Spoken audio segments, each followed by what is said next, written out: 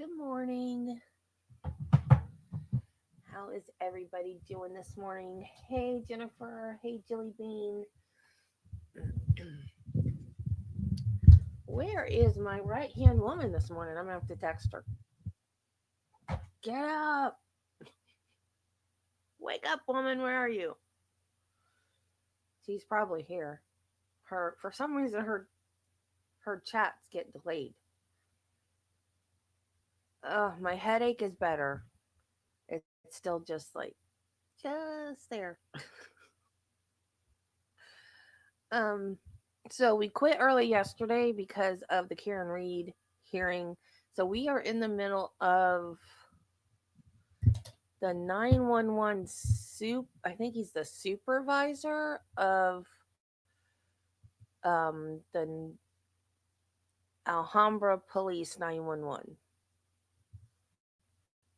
So let's see if StreamYard is going to work correctly today. Yesterday afternoon, they were a pain in the butt. It was a pain in the butt. I don't know why I'm talking about StreamYard like it's a person. It it was a pain in the butt. Um, had a long talk yesterday with Bill Henderson about buffering issues and the like. He has the channel American Courts, and yes, StreamYard was extra yesterday. Absolutely. And I'm sorry, guys. I don't know what else to do except learn another streaming software, and I'm not good at this stuff, and I'm going to have to like sit down and take extra time, and this takes up all my time. So, I don't I guess this weekend maybe I'm going to have to sit down and make myself do it. Um but one of the problems with this trial is that I'm doing it off of, hey Terry, I'm doing it off of Court TV's website, and I have no way of downloading this. If I could download it and then stream it, it would be easier, but I have no way to download it. So, Bill said he'd take a look at it. He didn't even know that it existed. Like he thought I was streaming it off of a YouTube channel. I was like, no, this is right off of Court TV's website. So he's going to take a look at it and see if he can help me figure out the buffering issue. So until he can look at it and maybe figure out a solution for me, we're just going to keep pushing through, and I apologize. He's such a good friend. He helped me with the emojis. He's helped me figure out so much. I mean, just if you don't watch American Courts, go watch American Courts. Bill's amazing. I just love him to death. Between him and Biggin, my channel has grown so much, and just I can't say enough good things about those two. Okay.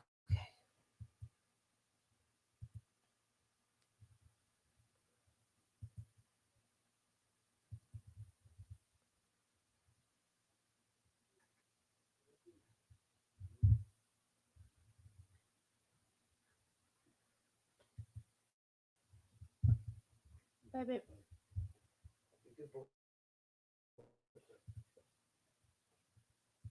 50437, is that correct? Or is that when they arrived? That is correct. And the way I'm looking at this, the primary units that were dispatched were 6 and 3. And by looking at the summary, it indicates that the officer put himself out also on that incident at that time, 50437, which would means that they're dispatched and they arrived on scene at the same time. Okay. That's when they arrived, and then as you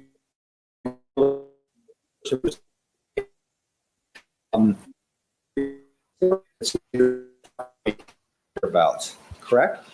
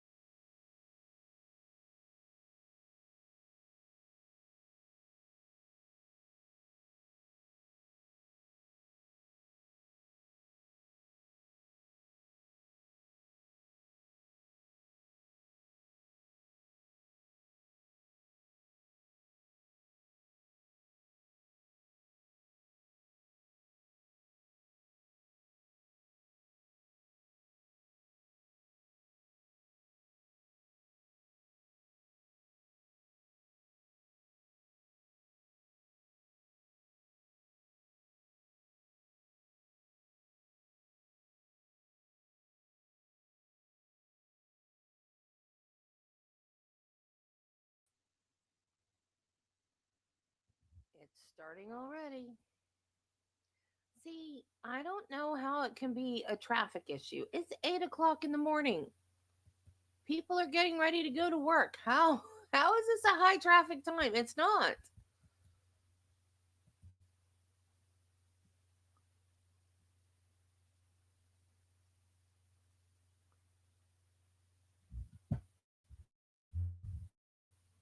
This is supposed to be a good time to stream.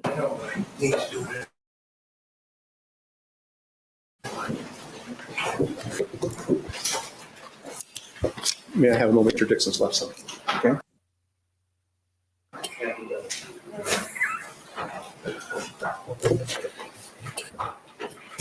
Good afternoon, sir. Good afternoon. It's Catalan. Catalan. Okay. Mr. Catalan, I wanted to ask you just a few questions here this afternoon. People's 37, what term would you use to describe that? Is it an incident log? What is it? It's a incident of record that's created by the dispatch center on their CAD system, when a documented record of the incident. Okay. Does it have a title is what I'm asking you, like? It's just a history record or incident of record. Okay, we'll call it an incident of record. Is that okay? Sure. All right. Jen, could I get that up there, please? Thank you. I want to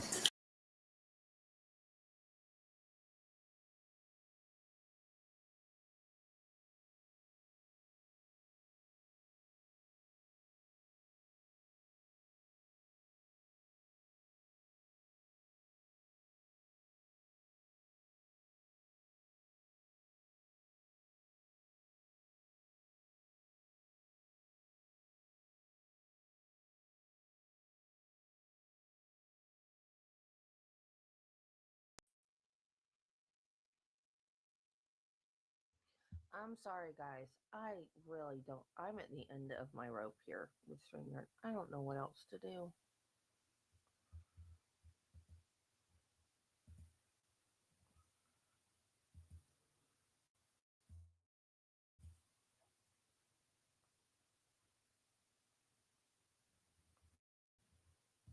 take a look if we could, Jake, a little bit for us.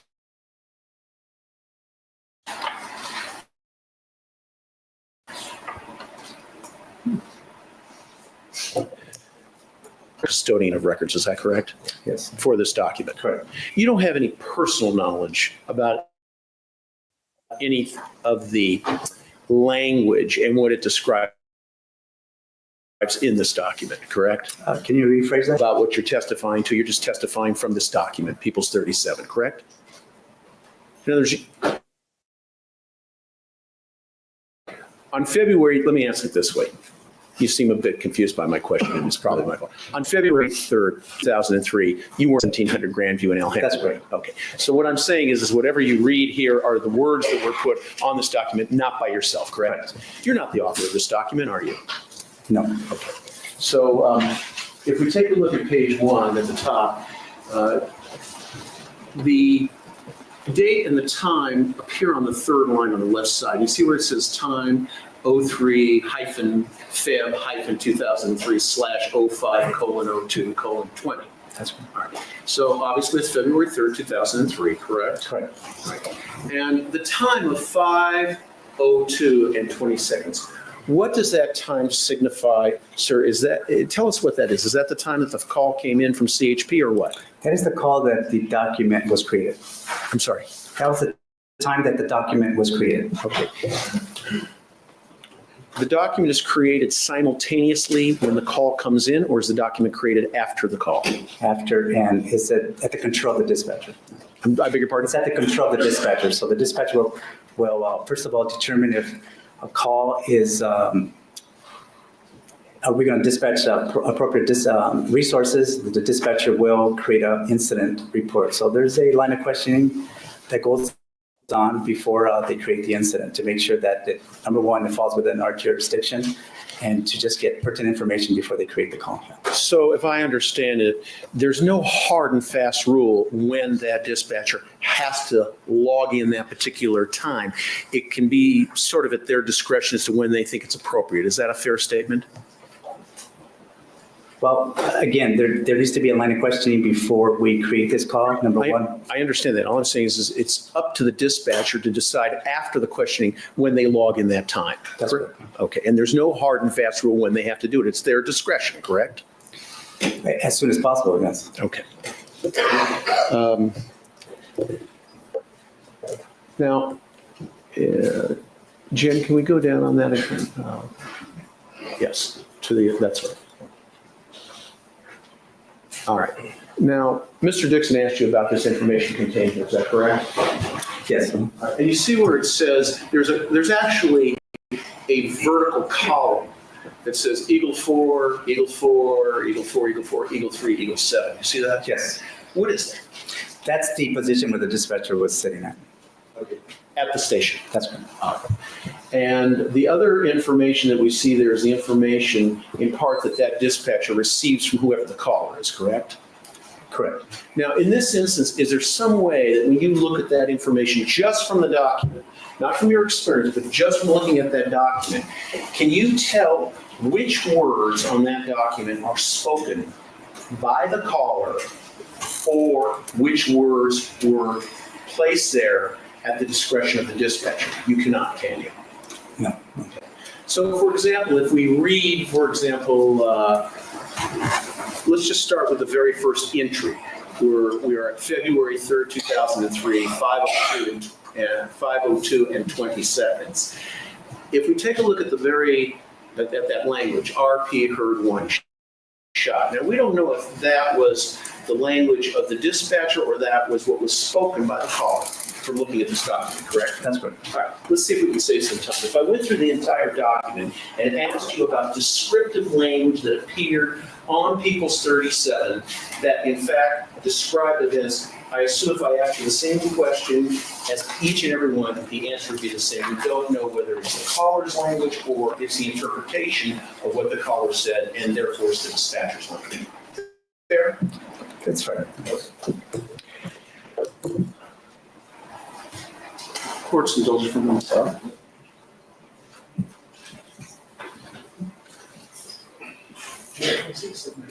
Your Honor, I need to locate something. All right.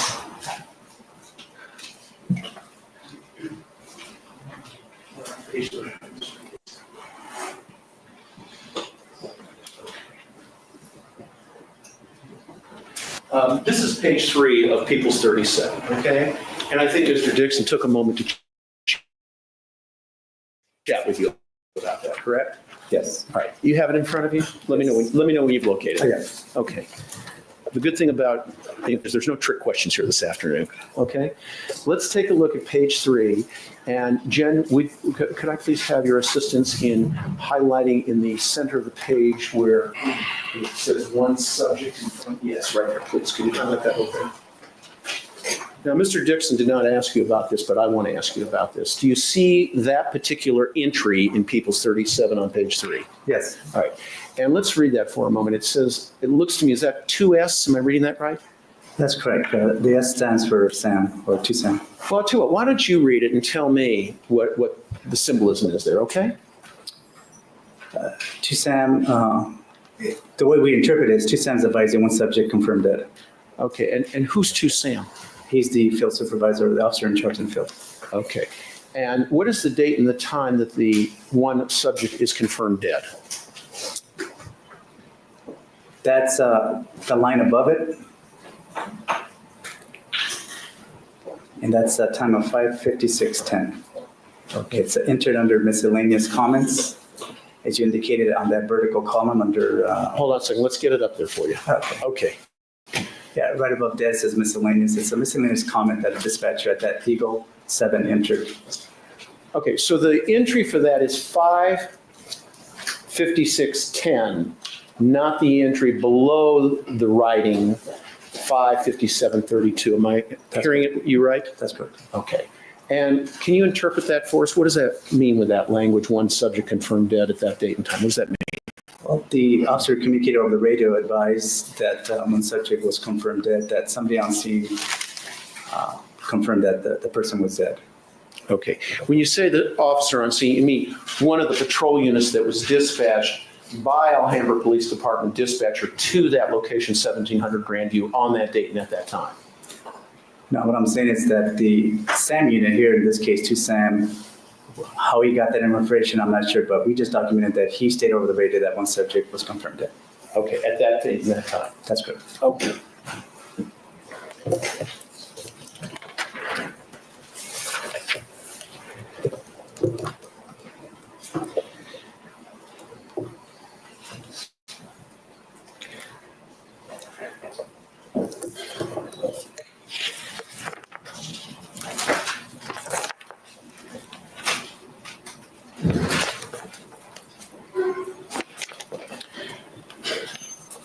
From looking at People's 37, do you know who the dispatcher was who handled this call that morning? Yes, I do. Okay. And who was it? Handle the call is dispatcher Boblik. Do you know that individual personally? Yes. Okay. Do you know whom is it a he or a she? It's a she. Okay. Sorry. That's okay.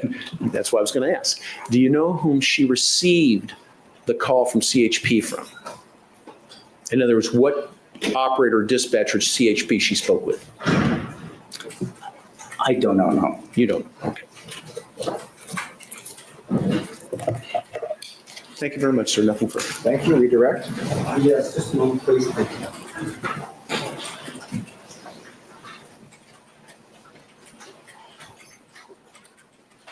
Just a couple more questions.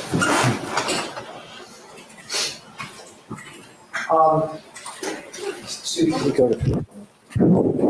I'd like to invite your attention to People's 37 again. Page 1, Mr. Rosen asked you some questions about the language that was highlighted there. That's okay. You were the lead dispatcher at this time, isn't that right? At the time, yes. And as the lead dispatcher, that means you're all the other dispatchers' boss? Yes. And did you know your employees pretty well? Yes.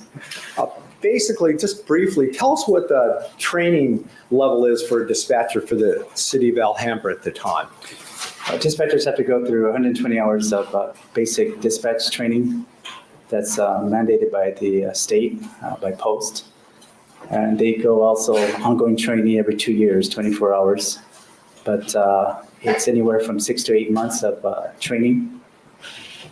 They get, it's broken down in 3 phases: call taking, fire dispatch at the time, and police dispatching. Call taking. Is it important to be accurate? It is, yes. And based on your experience there, the city of Alhambra as the lead dispatcher, would they just make this stuff up, or where's this language come from? It's interpreted by the dispatcher, and all the information interpreted is from the caller. And we get opportune information. I know some of those comments look abbreviated, but to save time and to be able to dispatch immediately, we a lot of times abbreviate some of the. But the information that the dispatcher gets comes from the caller.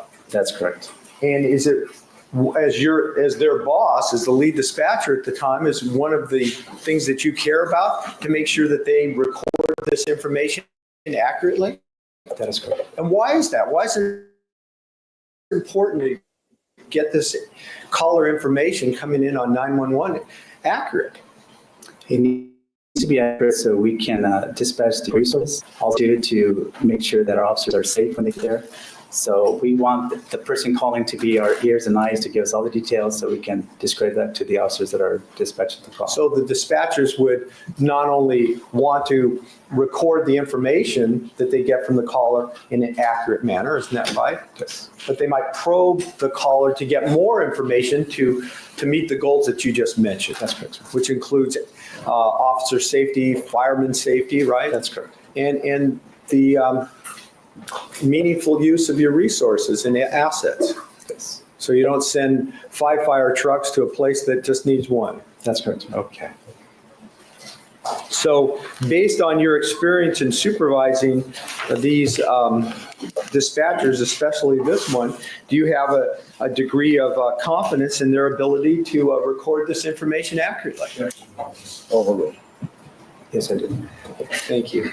Mr. Rosen had you go to page 3 of this document, People's 37 for identification, and I'm going to ask you to do that again too, please.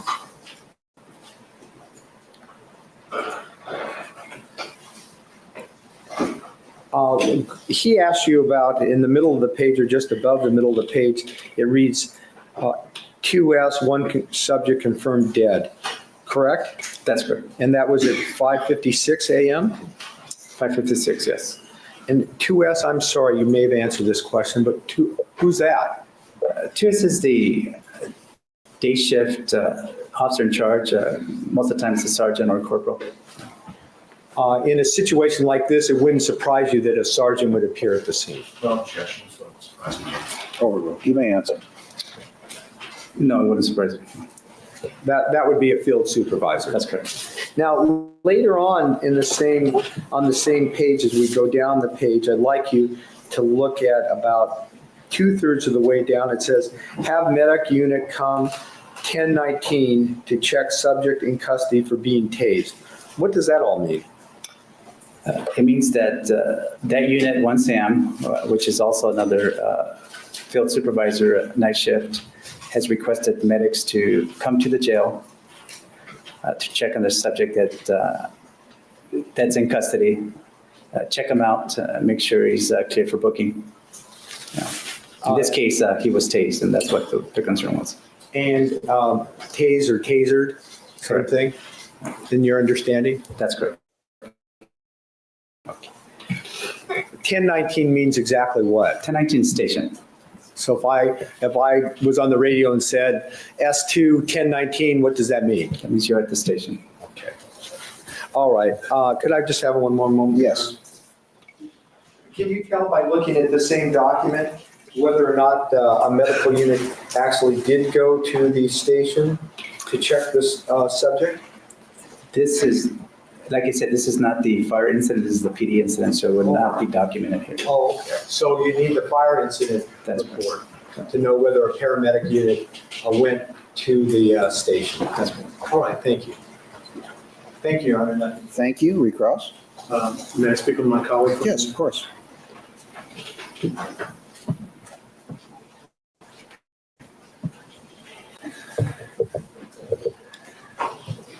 Mr. Cuttle, Mr. Dixon asked you about the training that occurs with a dispatch. And if I heard you right, I heard you say 120 hours of dispatch training. Is that correct? Basic training academy, yes. In call taking, fire dispatch, and I didn't get the third discipline. It's call taking, fire dispatching, then police dispatching.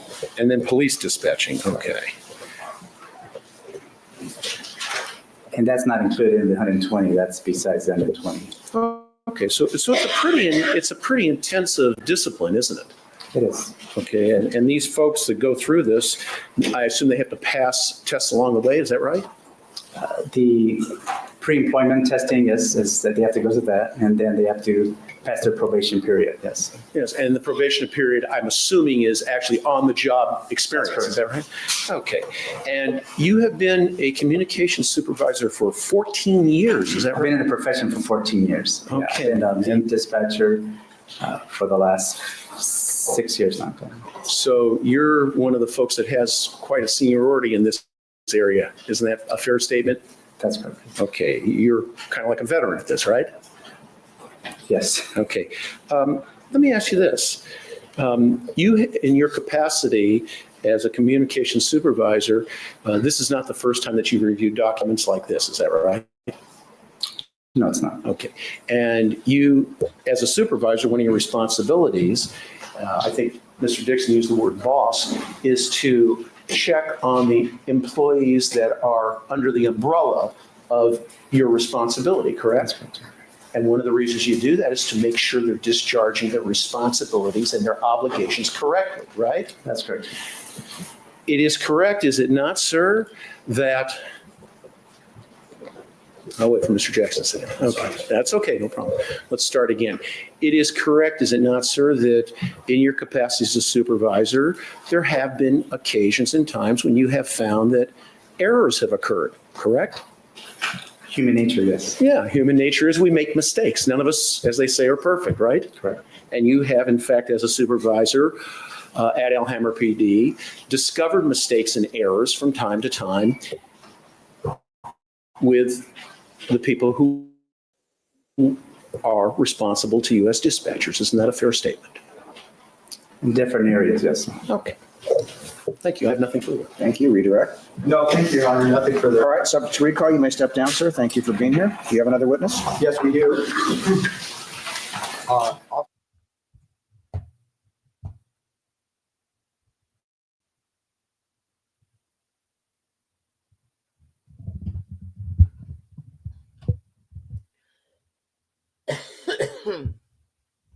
Okay, come on. Switch over smoothly, please. I didn't get them lined up and ready because when I do that, StreamYard doesn't like it. So let's see if it'll switch over without any problems. Nope, it's going to buffer.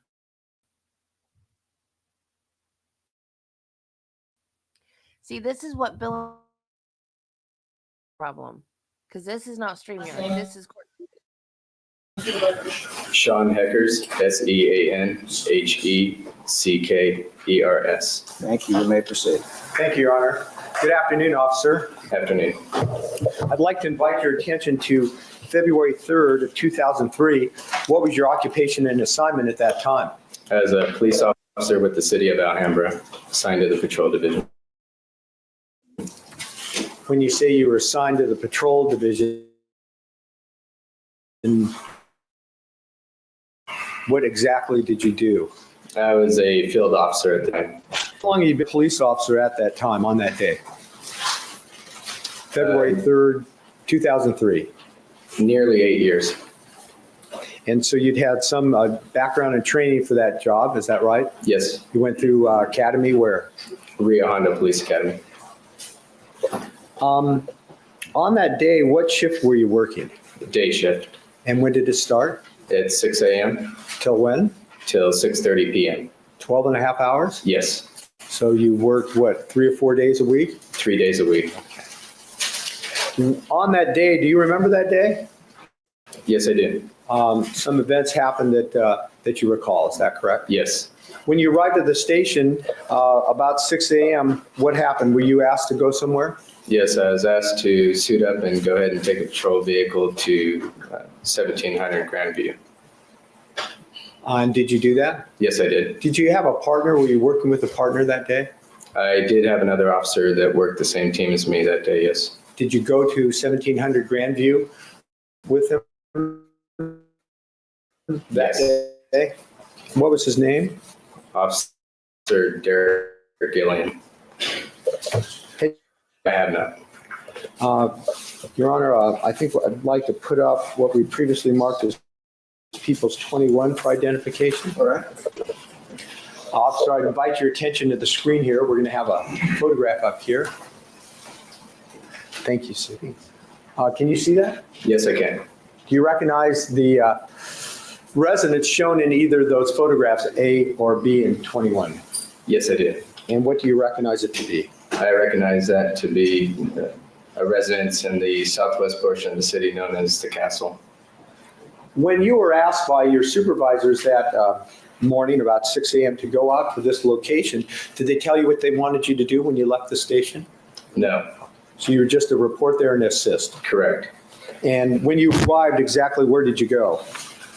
I went to park my vehicle on Grandview along the north portion of the property, just north of the driveway there. City Code, you have 24.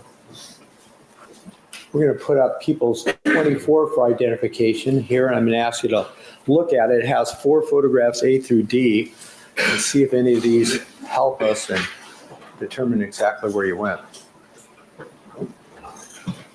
Do you see that exhibit, People's 24, A through D? Yes, I do. Do you recognize any of those photographs as showing where you went when you arrived at 1700 Grandview that day? Yes. Which ones? I was in the approximate area of A. Got my laser pointer here. I'm pointing to A. Is that where you went? Yes. Okay, great. Thank you. When you arrived there, what happened? What'd you do? If my house had that many steps to get inside, I would never make it inside my house.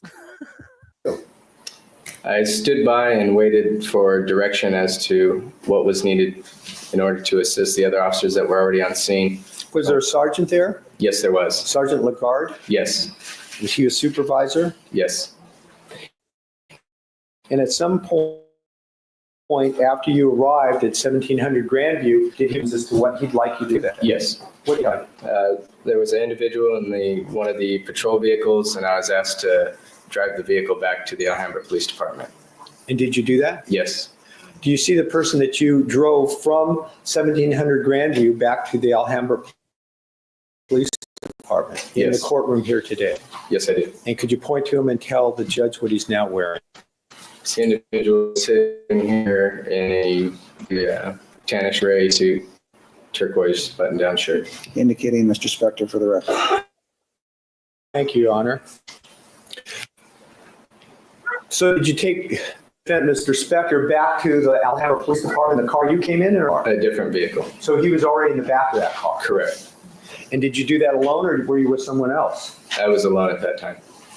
So about what time, if you recall, did you arrive at 1700 Grandview, this castle? What time did you get there that day? Approximately 5:59 a.m.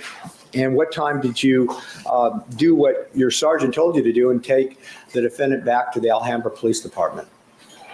Specific time frame, I'm not certain on that. How long were you there? 10, 15 minutes? Minutes, yes. Okay. So you weren't there very long before your sergeant told you to do what we've talked about? Correct. When you arrived back at the Alhambra Police Department, what happened then? I parked at the rear parking lot of the police department, and I escorted, now known to me as Mr. Phil Spector, into the Alhambra Police Department jail area. Had you ever seen him or met him before? No, I haven't. Did you know who he was? No. When you arrived there, was he in handcuffs, by the way, or not? My recollection, not clear on that, but it's common practice that we have everybody handcuffed during transport. It would be unlikely that you would have somebody alone in a car with you who was not handcuffed, who was detained in any way. Highly unlikely. Okay. So at the police department, you escorted into the police facility building? Correct. What happened then?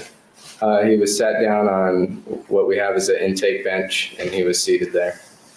At some point after that, did you get some further direction from one of your supervisors as to what to do with respect to Mr. Spector? Or did you ask to do something? I asked the on-duty watch commander, and I had made mention, based on the circumstances, if a gunshot residue kit had been conducted, and if not, if that needed to be conducted. You mentioned a watch commander. What's a watch commander? The watch commander is generally the individual that's in charge of the patrol shift on a particular date and time, and usually of a rank of lieutenant. And he's superior to the sergeant. Correct. And one of your bosses, one of your supervisors. Correct.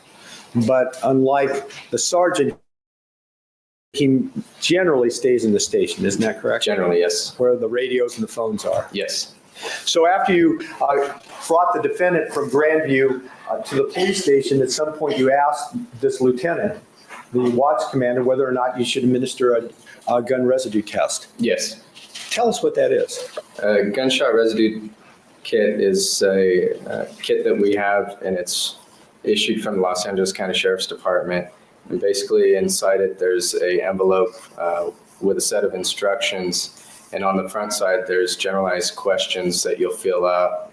And on the kit itself, there's a number issued to each kit. And from there, inside the kit, there's a 2 discs, both for the left and right hand. And those kits indicate for left and right hand, along with numbers that should correspond with the actual gunshot residue kit that you've removed the items from. The kit that you recalled or retrieved this time is 24468. Yes, And then inside, I think you said that some of the inside have the same number. correct. They're all Yeah. correlated. Yes.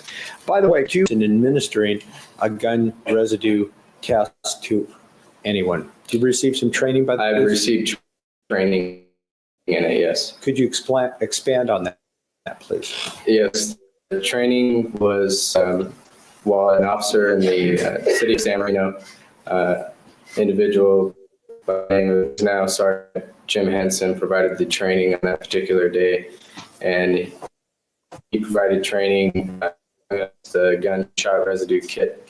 He went over some of the things that you want to look for, which is when you do get a kit, you want to make sure that it hasn't been tampered with and it's taped. You want to make sure the seal isn't broken. When you go ahead and make sure that the kit is not been tampered with, what you then do is you break the seal, open it up, and inside the kit, there should be a set of gloves, 2 discs, like previously stated. One will have an L for left and one will have an R for right. And those discs will also have numbers that need to correspond with the actual gunshot residue kit. In addition to that, there will be an evidence tape in there, which once you're finished completing doing the gunshot residue test, you will then put the covers back on the discs and place them back in the original kit and place an evidence piece of tape over it where you'll initial with your name and put a date and time stamp on it. In your last answer, we probably should clarify something. You'd been a police officer, worked at a police agency other than Alhambra prior to working at Alhambra, is that Correct. right? Tell us a little bit about that. I started my career with the city of San Marino, during which time over the course of the year, I then lateraled over to the Alhambra Police Department October 4th of 2001. So you'd been working at Alhambra for how long? Since October 4th, 2001, previously with the San Marino Police Department since January of 95. And you, just in that earlier answer, outlined or explained your training in administering this test, is that right? Correct. It's not that complicated, is it? Now, there's very specific instructions on the back of the kit, and it goes line by line exactly on the type of protocol that it requires in order to conduct a gunshot residue kit. And you just simply read the directions and proceed from there. So on the day we're talking about, February 3rd of 2003, did you go off and get this gun residue kit that we talked about, 24468, Yes. and administer it to the defense sector? Yes, I did. Did you follow the instructions? Yes, I did. By the way, is this the first time you'd actually in the field really done one of these to a suspect other than In the field, live, yes. other than the training that you've gone through? Correct. So when you got the box, was it sealed and taped up? Yes, it was. And did you follow the instructions and unseal it Yes, I did. and get out the discs? Yes. Did they correspond with the same number? Yes. What did you do then? I then, well, with the gloves already on, I then removed the cap on the right disc and firmly pressed along. It instructs that you use the disc when pressing along the forefinger, the web of the hand, and the thumb area. And when doing so, you start with the right hand first and partially working up the backside of the hand, palm area, and I did. And then I put the disc cover back on, put it back in the kit, and conducted the same procedures with the left diskette. And you did that in the same way? Yes. Followed all the procedures? Yes, I did. And when you completed the test, what did you do? Then placed them back in the kit and with the evidence tape, placed it back over the kit itself. And Wait, why did he ask him? I was thinking that was the defense. Why was he asking him if that was the first time he'd ever done that in the field? What difference does it make? I keep hearing a weird noise. I thought it was a siren from the prison at first, which is why I paused it a minute ago. Because, like, living next to a prison is weird because you hear, like, they have, like, alarms for different things. You know, like, I guess when they're out in the yard or whatever, there's an alarm that tells them when to come in. And you get used to that. But then if every once in a while there's a different sounding alarm, and that's the oh no, the not good alarm. Like, if I told y'all the story about I came home from a friend's house one night and I walked in the front door and the house was completely dark, not a light on at all, and my dad was sitting in his recliner with a shotgun across his lap. And I looked at my dad, or a rifle, I guess, and I looked at my dad and I went, "Did a prisoner escape, Daddy?" And he went, "Yep." Because they used to call us. They don't anymore. Either they don't anymore. Well, I guess they don't, because that was back when we had a landline. We used to be on a list of people to be called because we lived so close to the prison if a prisoner escaped. So now when I hear a different, like, alarm sound, I always wonder. Because now that everybody has cell phones, we don't get a call anymore. And I keep hearing this weird sound. Okay, never mind. Initial date, dated, and time. When you say you initialed it and dated in time, is that standard procedure? Yes, it is. So you put your initials on it Correct. and the date and the time you finished conducting the test? Yes. And once you'd done that with the kit and it was all put back together with the used disc, I guess, for want of a better word, what'd you do with the kit? The kit was then booked into evidence with the Iowa Police Department. That's standard procedure too. Yes. About what time did you conduct this test? Do you have any recollection of that? Based on reviewing my notes, I believe it was approximately 6:55 a.m. Did that refresh your memory when you reviewed that? Yes. Okay. Do you recall whether or not at any time you were with the defendant at Alhambra Police Department that a Alhambra fireman or paramedic came by? Specifically, I don't recall. Okay. Later on that day, though, did you go to another medical facility? Yes. About what time was that? I believe that was approximately 5 p.m. that afternoon.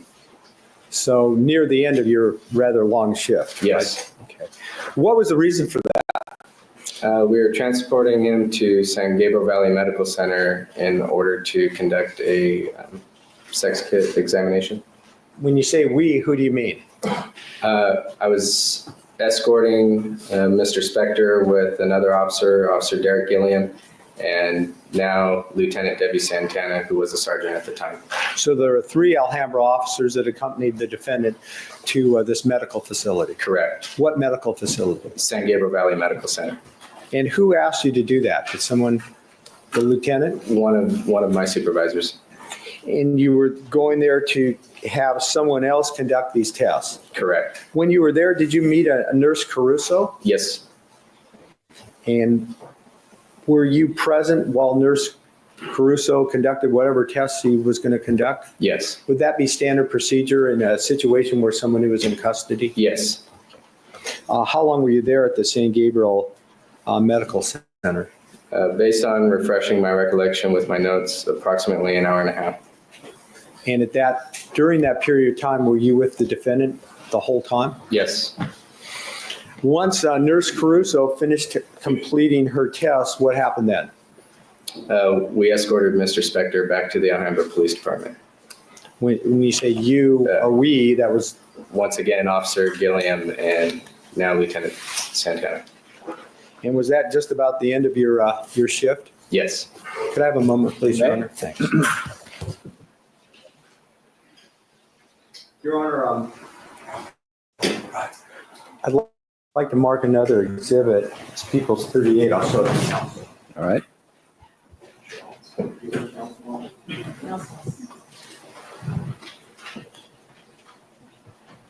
And Your Honor, is a document that has two photographs. I believe they both show defendant Phil Spector. May that be marked as People's 38. I think that's next in order. Somewhere. Thank you. And they're now on the screen there. Officer, do you recognize either or perhaps both these photographs? Yes. Why do you recognize them? The individual in the photographs is Mr. Phil Spector. If that's the person that you transported from the 1700 Grandview address in Alhambra to the Alhambra Police Department? Yes. About what time were these taken, do you know?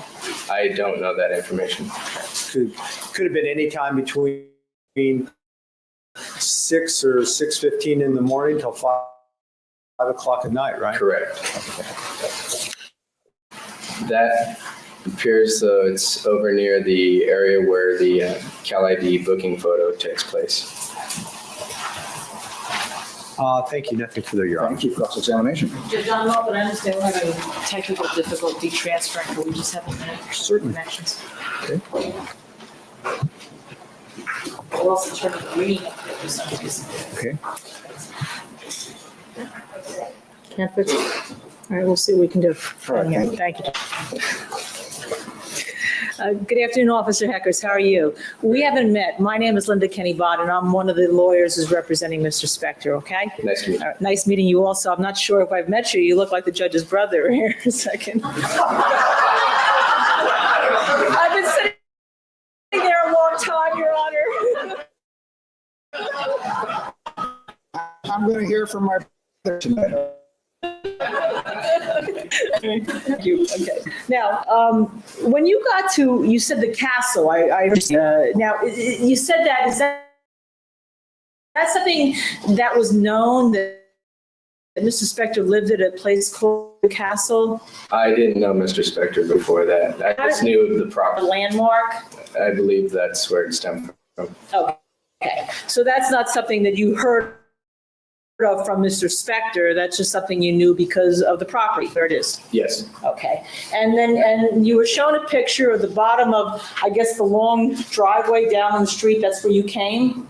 Yes. And at the bottom of that, there was a police car. And did I understand you correctly? That's where Mr. Spector was sitting in the back seat of another patrol. Yes. And that would be a marked patrol, yeah, correct? Yes. And he was sitting in the back seat with another officer at the time, was he not? No, I believe he's in the vehicle by himself. By himself. Was there an officer in the front? There was Officer, Excuse I me. remember Sergeant Lagarde in the immediate area. I don't know exactly where he was when I came up to the scene. Okay, I'm interested, you said to the Mr. Dixon a number of times that you refreshed your recollection before you came to testify with notes. Do you have notes on this case? Yes, Do you have those notes with you? I have some of the notes. When you say you have some of them, are there more in another location? I believe there's my standard reports, yes. Okay, so you have reports, correct? Yes. And then you have notes.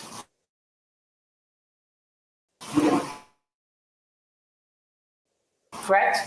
The transcript. Okay, when you say notes, could you pull it in your direction? Okay, what you're talking about? Any marks, annotations on the transcript? Okay, Your Honor, may I approach and make a copy? Thank you. See, they've rolled. Yes.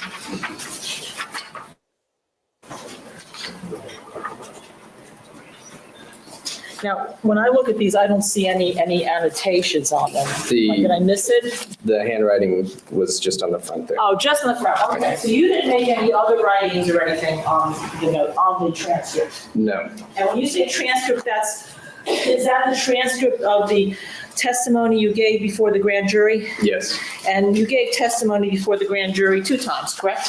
one time. Okay. What is the page numbers of the grand jury transcripts that you have?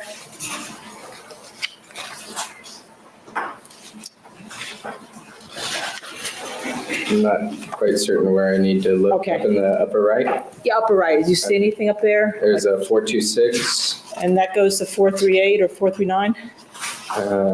Yes. Okay, do you have, perchance, any grand jury transcripts up there going from 531 to 536? If you don't, that's fine, I'm not trying to trick you.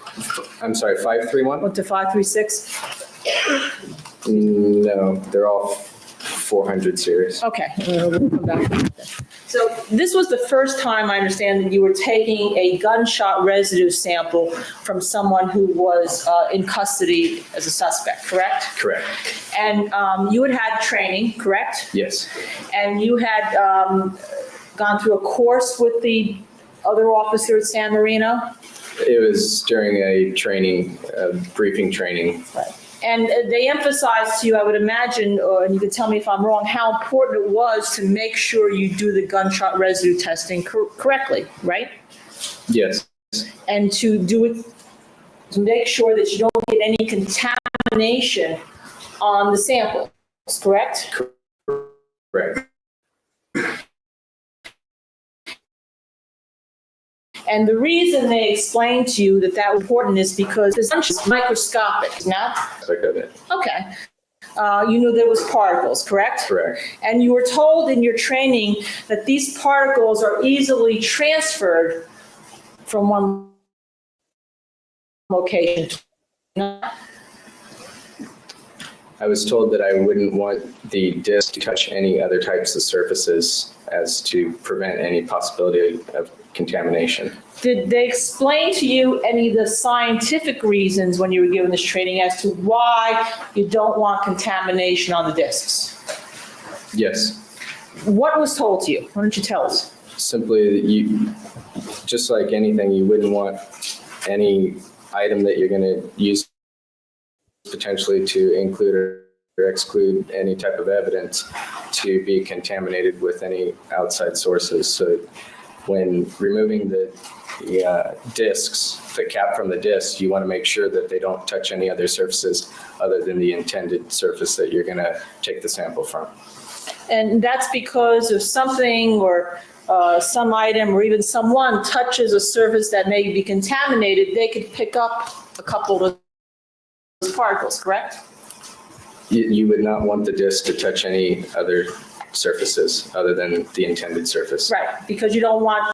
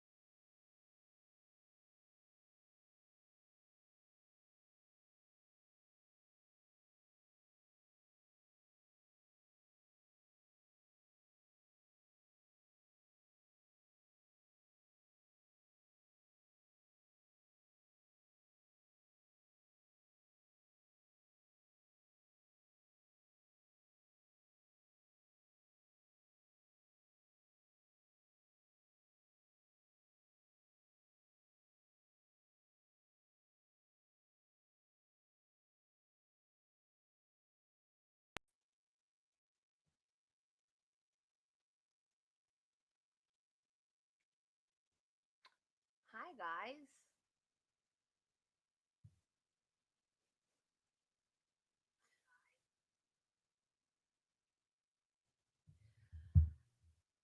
I I didn't want to stop the stream to say hi to everybody. So I got on my phone and I typed in hi guys and I noticed there was a purple screen. But it looked like everything was going fine on my end. And then it crashed. I hate StreamYard so much. I have no idea what happened. I was surprised when I got on my phone and I was looking at a purple screen. I was like, why didn't it tell me that it was about to crash? Like, I had no idea it was about to crash. Don't know why it does this to me. Handcuffed him before he got into the car.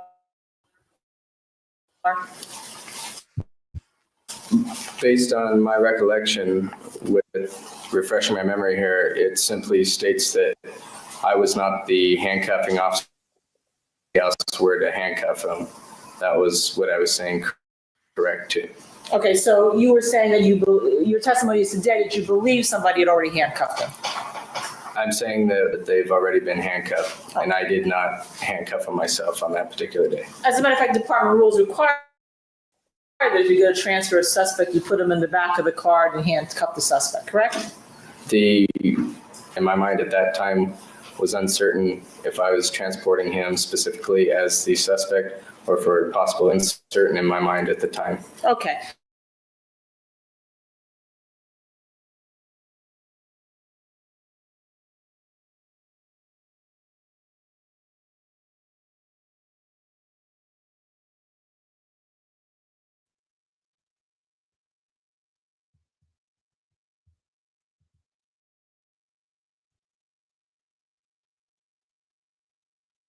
Ridiculous. Ridiculous. I upgraded my internet once.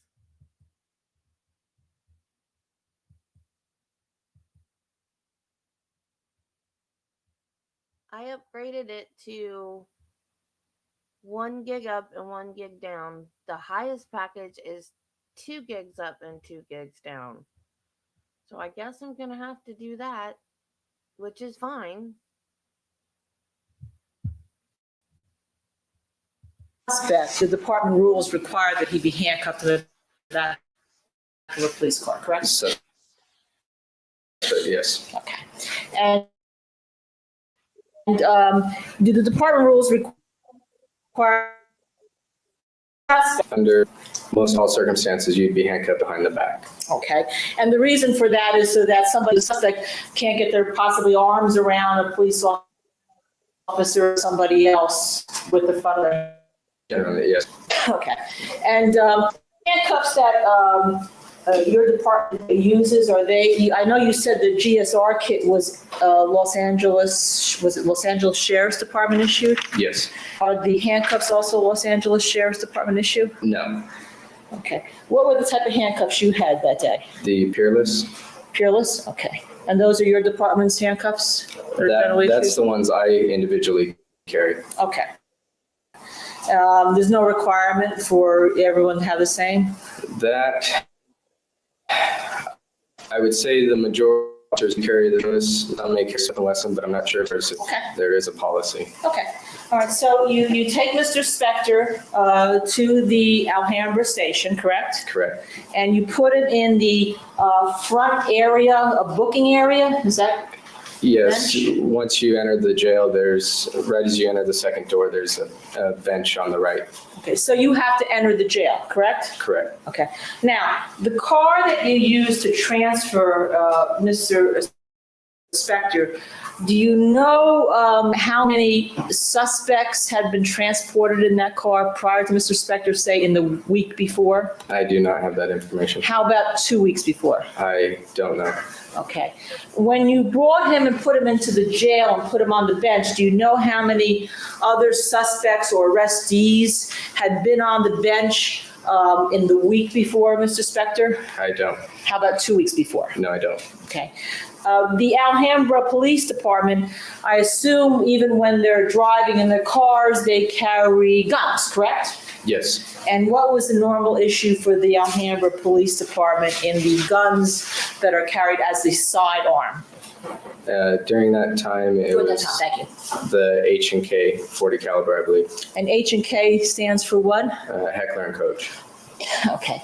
And in the Alhambra jail, correct me if I'm wrong, but I assume that a number of police officers come in, correct? Correct. And they normally, if they're on duty, would be carrying guns, correct? Yes. Okay. Is there a requirement at that time in your department that officers go to the range and shoot their guns to re-qualify? Yes, it's standard that we qualify. And is that done by is that the department requirement at that time for every officer? I believe during that time there was a requirement that we do qualify at the range. Yes. Okay, and that would be what, once a year or twice a year? Generally, depending on our range has been intermittent, but generally we try and qualify once a month, up from previous quarterly qualifications. Oh, once a month? We do try. Okay, and did you have to qualify for both nighttime shooting and daytime shooting, or just general daytime shooting? They vary the qualifications. Okay. Do you remember what it was around January, February 2003? No, I don't. Okay. And on February 3rd, 2003, how many police officers did the Alhambra Department have approximately, ballpark? That I don't know. We were allotted, I believe, for roughly 92 to 94 sworn personnel. This is a good place to take a recess. Yes, sir. All right, ladies and gentlemen, keep in mind the admonition. We'll resume at 15 minutes at 3 o'clock. And who knows how many people have sat. All right, back on the record. All parties, jurors, alternates, and the witness are present as heretofore. Just before we begin again, I did attempt to contact Judge Stevens. There's no answer in the courtroom. Kids have probably taken over the courtroom, if my recollections are correct from when I worked over there. I'll keep trying. I don't know whether the courtroom's dark or they're not answering the phone when they're in session. I don't know. Well, that would affect our, All we can do is just keep working on the problem and see what happens. okay. Okay? Thank you. You may proceed. Thank you. When we left, we were talking the fact that in your department, you have to qualify once a month.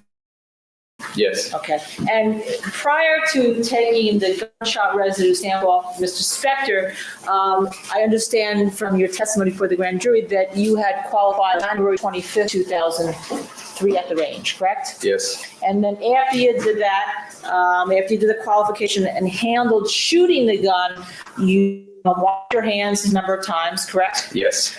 During the following week. You took your gun apart and cleaned it all out, correct? Generally, that's my routine practice, yes. Okay, generally that's your routine. Do you tell me that you don't know whether you did, or you're just assuming that you did because that's your routine? That's my routine, yes. Okay, so, then you do have the gun with you when you're on duty thereafter, correct? Yes. Okay, now, do you know what the practice is for the other 92 to 94 people who are members of the sworn officers of the Alhambra Police Department in 2003 as to what they did to clean their guns after qualifying every month? Okay. And by the way, when you were taking Mr. Spector in the police car, when you moved from your desk to the car that he was in and drove him to the police station, Yes. were you in uniform? Yes. And you had the police belt and the handcuffs and all with you? Yes. Okay. And the officer that you saw in the front of the car, was he also in uniform? I don't recall where officers were seated or standing. Okay. Who was the officer you said was standing in front of the car? I recall Sergeant Lagarde being in the general area. Was he in plain clothes or was he in uniform? Uniform, from what I recall. And that would again have the same regalia, the belt and the handcuffs and his sidearm on him, correct? Yes. Okay. Okay.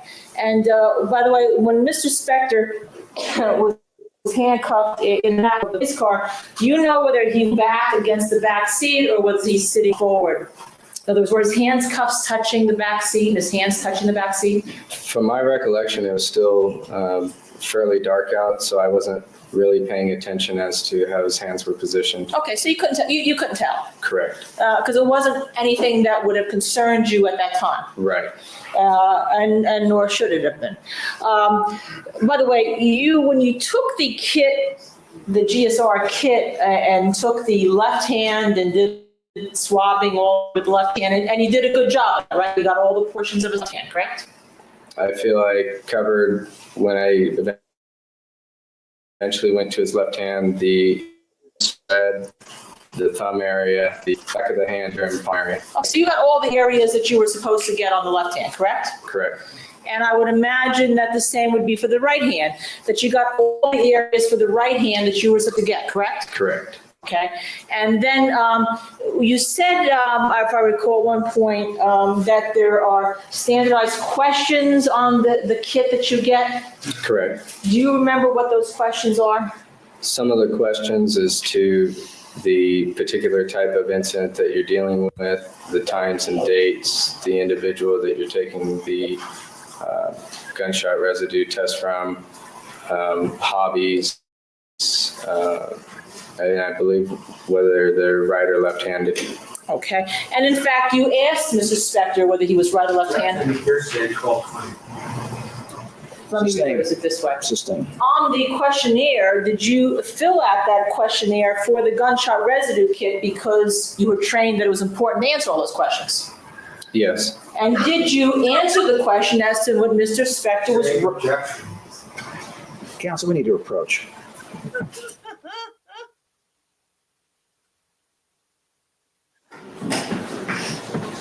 You may resume. Okay, thank you. What questions did you ask?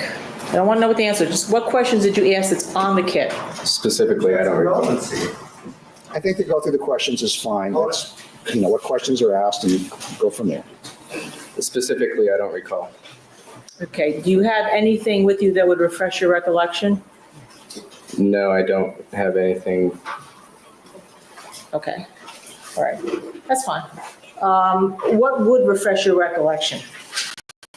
Do you know, the kit itself? Looking at the kit itself or photocopy thereof. Okay. Now, you also stated that there was a question to you from Mr. Dixon.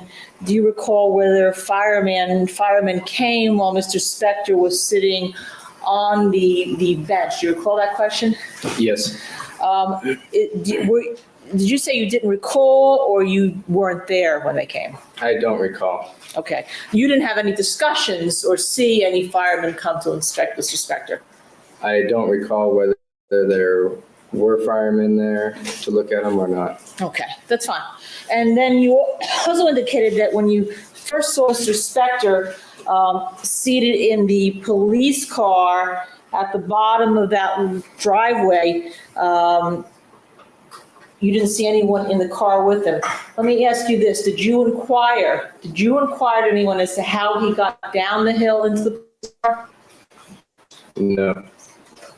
How did you know which police car to go to? I was standing next to that particular patrol car when I got to the location. Okay, and you knew that this was the patrol car you're going to be taking over because someone told you that's the patrol car you're going to be taking over? No, I just happened to stop at that patrol vehicle. By accident. And it was your sergeant who's... Correct. Okay, and that's what you did? Yes. Okay, and, so then later on in the day, after you had Mr. Spector and he was booked after sometime thereafter. That's my assumption. Well, did you ever see a booking and property record from the from the Alhambra jail? I don't recall. My assumption was that he had been booked because I believe he had been bonded out later on that afternoon. Okay. If I showed you a couple documents, could that possibly refresh your recollection? Certainly. Okay.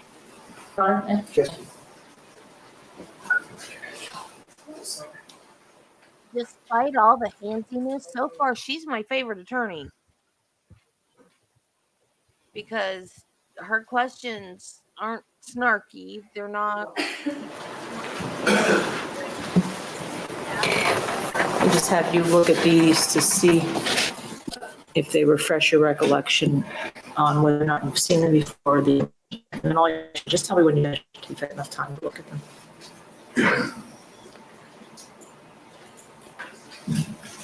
They don't look like a document that I've certainly seen before. Okay. Are you familiar with, or did it help refresh your recollection as the time Mr. Spector was booked?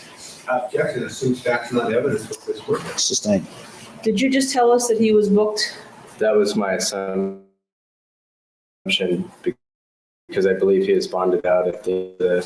Okay, and to be bonded out, at some point you'd have to be correctly? That would be my assumption if he bonded out. And what does booking mean in police terminology? Taking personal information, photographs, labeling some type of violation with the booking process. Okay. And did you supply, do you know who the booking, is there something called a booking officer? Yes, And who was that for Mr. Spector? the booking officer is generally one of our jailers. Okay, and do you know who that was for Mr. Spector? I don't recall. Okay. We know the name Velarde? That name sounds familiar, yes. Who was Velarde? That was one of the employees with the jail. Okay. Did you ever speak to Mr. Velarde in relation to Mr. Spector on February 3rd, 2000? I'm sure I conversed with her. Do you have any, is it her? I'm sorry. It is. To her. Do you have any recollection of what you said to her? No. Okay. Do you know who the arresting officer was? Okay. Did you know who the searching officer was? Not specifically. I believe looking at that item, I was either noted as the transporting or searching, but I don't know who the searching was. Okay. Now, Mr. Dixon showed you two pictures. One was 38A, and we're just going to separate them out, the 38A, and put that back on the screen if we can. Okay. And could you just focus in there, closer on the lower portion? Thank you. Now, you talked about these pictures. Is this, before I showed you the full length one, is that how Mr. Spector looked when you had him in the jail? I'm sorry, Is that how Mr. Spector looked when you had him at the jail? Go back to the full length one, Jennifer, please. Thank you. That's the way I recall his hairstyle, and the clothing looks like it's a black shirt. It looks like the one, yes. Okay, and if we could zero in. Now, do you see where his hands are handcuffed in front of him here? Yes. Okay. Do you know who took off his handcuffs and removed them from the back to the front? I don't know who placed the handcuffs in that position. Okay. Do you know whether the person who had placed the handcuffs in that position, or you don't have any idea of whether anybody had fired their gun in the week previous to Mr. Spector and touched him while he placed those handcuffs, do you? Objection, that's calm perspective. So let's ask if he knows. Do you know? No. Okay. Thank you. Now, you also indicated that you took Mr. Spector to the hospital, I think it was called the San Gabriel Valley Hospital. Yes, San Gabriel Valley Medical Center. Okay. And you also, I imagine, had him handcuffed when you transported him to the hospital that afternoon, correct? That I don't recall. Okay. Would it be in the course of standard operating procedure on February 3rd, 2003, to have a suspect handcuffed when they're being transported? Transported in a patrol vehicle, yes. However, these circumstances dictated that we took him in a different type of vehicle. So under that circumstance, it's not necessarily the way we would transport him. And you simply don't know whether or not he had handcuffs at the hospital or not, do you? I don't recall that. Okay. And when you got to the hospital, I think you said that you met with a nurse. Correct. The way transporting him at the hospital, what car was he taken in? It was a van. It was a van? Yes. The police van? It was a plane vehicle. It was, yes, Okay, and that would be the police van that takes suspects or prisoners, sometimes back and forth to court or to jail or something like that? I believe that particular van was used for surveillance. That was used for surveillance, and in the van with yourself and Mr. Spector was whom? Officer Derek Gilliam, and then Debbie Santana was driving the vehicle. Okay, and they were both they both had police side weapon issues? Officer Gilliam did. I'm not certain how Debbie Santana was dressed that day. Was there an Los Angeles Sheriff's Department person with you? During that transport, I don't believe so. Did a Los Angeles Sheriff's Department officer meet you at the San Gabriel Hospital? There was a deputy with us throughout the day. I don't recall when and where he specifically was, so it is possible that he met us at the hospital. Okay, and you didn't make any notes on that or anything? No. Okay, and when you to the hospital, and did you meet with Carrie Caruso? Yes. As a matter of fact, you even signed an authorization to have or request a suspected sexual assault exam, correct? Yes. And you were the only one from Alhambra who actually signed the authorization at the hospital, correct? I believe so. Okay. And you got to the hospital about what time? 5 o'clock in the afternoon? That time was noted as roughly the time either we departed from the police department or arrived at the hospital, give or take several minutes. Okay. And you left the hospital about 7 o'clock that evening, correct? 1900 hours, would that be 7 Okay, o'clock? that sounds right. That's military time. Yes. Okay. 12 plus 7 is 1900. Okay. And at the time that he was at the hospital with Carrie Caruso, you stayed there the whole time with Mr. Spector, correct? During the exam, I was present. Was it just you, or did the other two people that you mentioned who came with you in the van, were they also present? I believe Officer Gilliam was present throughout the actual examination also. Okay. And you watched that examination, correct? I was present, yes. Okay. And during that examination, Mr. Spector had a disrobe, correct? Yes. Okay. And he was naked or not clothed during portions of it, correct? During portions. Okay. And you also watched as the sexual assault examination was being conducted, correct? I was present. Okay. And you watched as Nurse Caruso took medical instrumentation and plucked anal hairs from him, correct? I believe there was hair taken. It wasn't real specific as to the exact action shooting. Did you see her pluck genital hairs from him? Yes, what appeared to be is that type of an action, which would be consistent with probably plucking a hair, yes. Did you go to the bathroom with him when he had to give a urine sample? That I don't recall. Did you call somebody else to the bathroom with him? I don't recall. Were you there when his skin was lanced to take blood? I believe I was present during that time.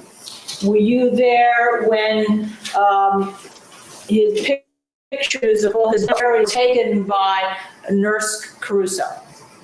Photographs? Photographs, pictures, photographs, yes. Yes. Okay. And during this time, did you observe the demeanor of Mr. Spector? Yes. And would it be fair to say he was cooperative, Yes. alert, Yes. subdued? Yes. This is called objection, no foundations. Well, I think he's allowed to offer either a lay or certainly a lay opinion of his demeanor and manner as he can recall. Overruled. Okay, thank you. He was calm Yes, and composed. he was calm. And after that finished, he was redressed. By the way, when I must have missed something, I apologize. When transported him from the Alhambra police station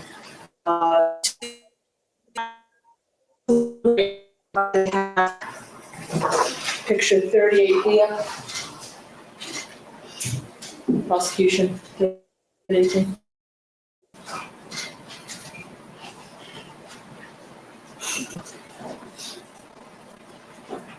He was not wearing the black shirt or black pants that was seen in this picture, which was taken at the jail, correct? I don't believe he was. Okay. And so after he disrobed and went through the sexual assault examination, by the way, did you see Nurse Caruso swab under his fingernails? Yes, Did you see her take a light source and look at his hair? I believe so. Did you see her take a light source and look all over his body while he was naked? I believe so. Okay. And after all this was done, he was allowed then again to get dressed in whatever clothing he came to the hospital with. That's my That I don't recall if he was handcuffed during that transportation detail. Okay. And you have no notes with regard, correct? No, I don't believe I do. Okay.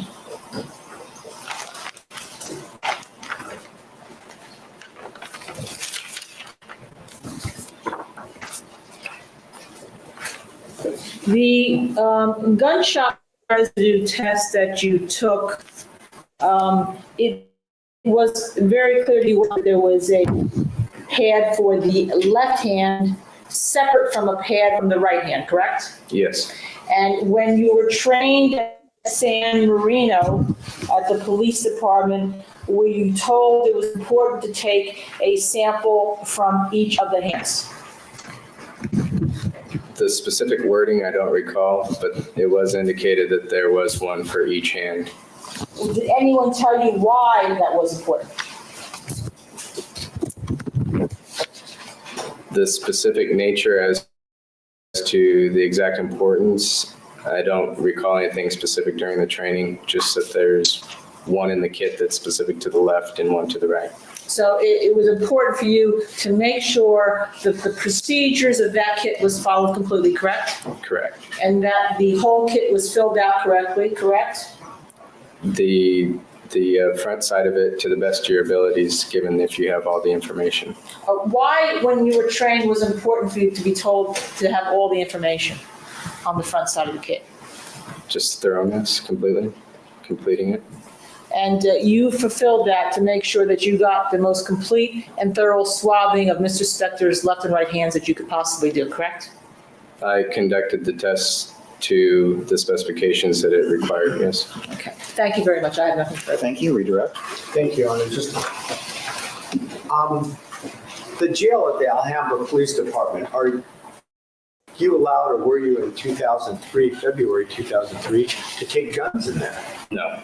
What about that? For the safety purposes for both the officer safety, jailers, and the inmates themselves. You wouldn't want a gun to get loose inside the jail. Correct. How about your patrol cars? Are there any kind of intervals? Speaking, most of our patrol vehicles are cleaned on a routine basis. So,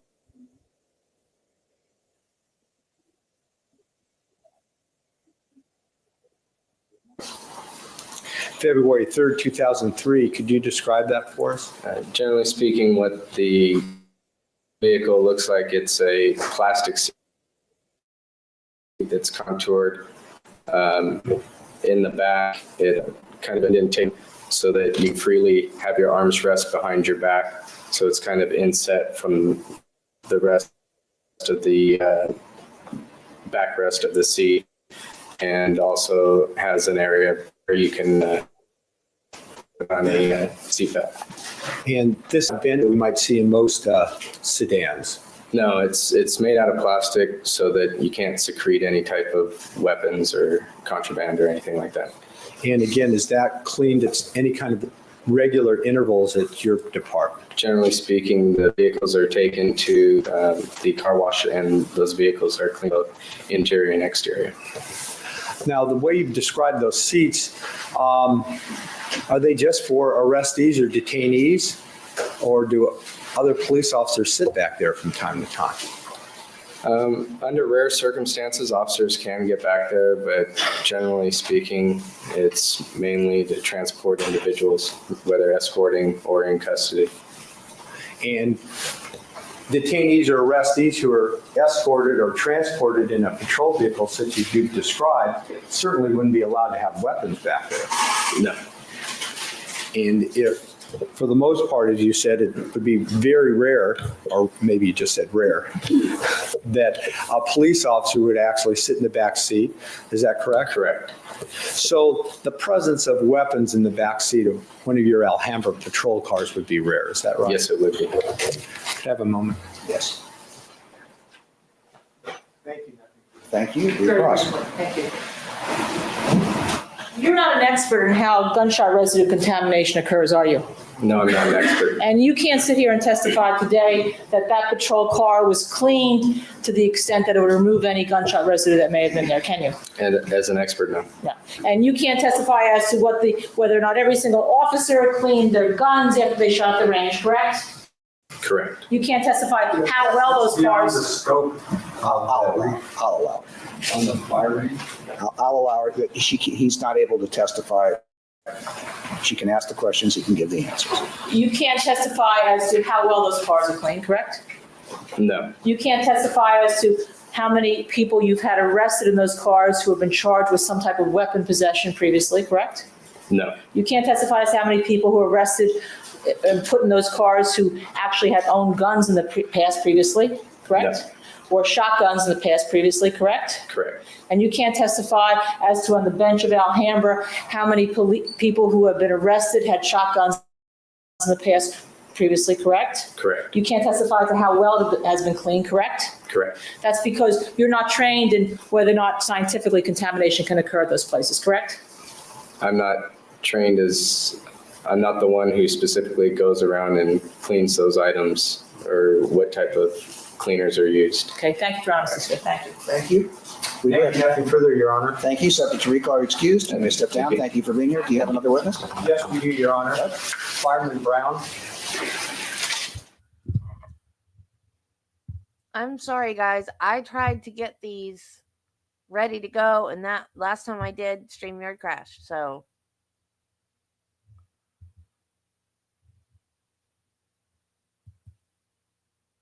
we're just gonna have to wait on Court TV.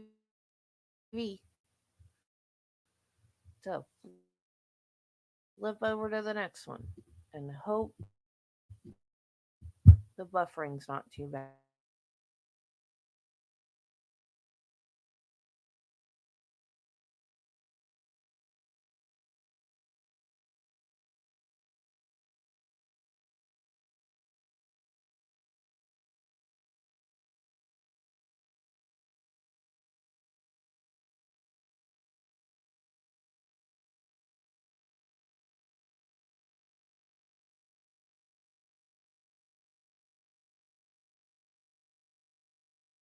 Work at work? Spelled Michael Brown.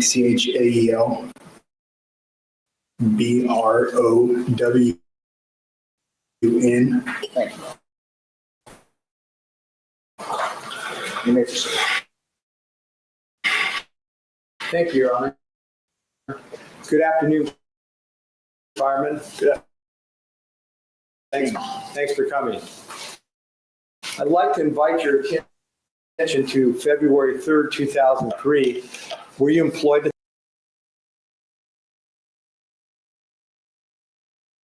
City of Alhambra Fire Department. How long as of that date had you been a Alhambra fireman? 1 year. Did you have some other specific training for the Alhambra Fire Department? In other words, did you have another kind of title?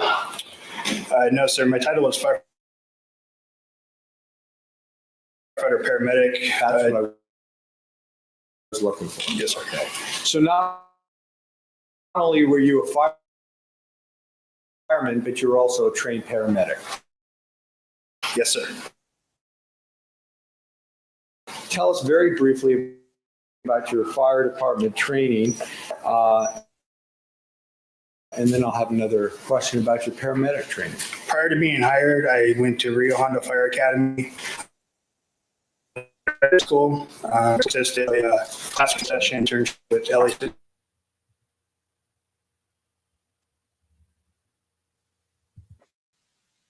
Are also firemen, Yes, sir. so you kind of dual duty. Yes, sir. And go in and fight a fire or help somebody in a traffic accident. So we rotate on a fire engine also and through the paramedic ambulance. That's not true at all departments, is it? Not all departments. For example, you said in your earlier answer that in your paramedic training, you interned at the Los Angeles City Fire Department. Yes, sir. And there they have a separate paramedic corps, for want of a better term. Yes, sir. I believe they still do. At the time, our Alhambra Fire Department, they did. So their paramedics are not firemen. I cannot speak for LA City Fire Department, but as of my knowledge, not all of them are firefighter paramedics. At the time this all occurred, there had some single function paramedics. How long altogether was your paramedic training? 37 units of paramedic training with previous emergency medical technician experience. And 37 units took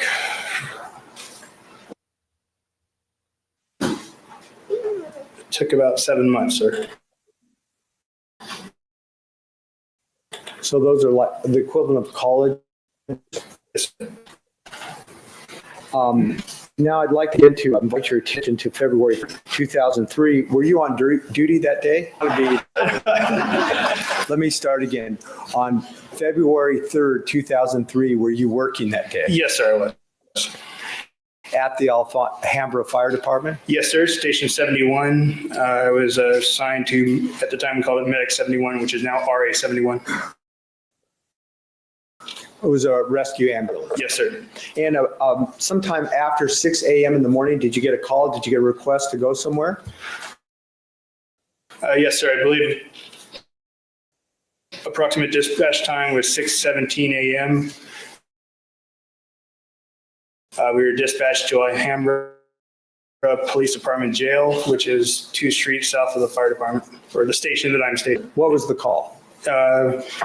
We were dispatched originally for advanced life support, evaluation of patient, requested by Alhambra Police Department. So the police department asked you, the fire department, a fire department paramedic, to come to the police station to see someone who'd been tased. Yes, sir. What does that mean, tased?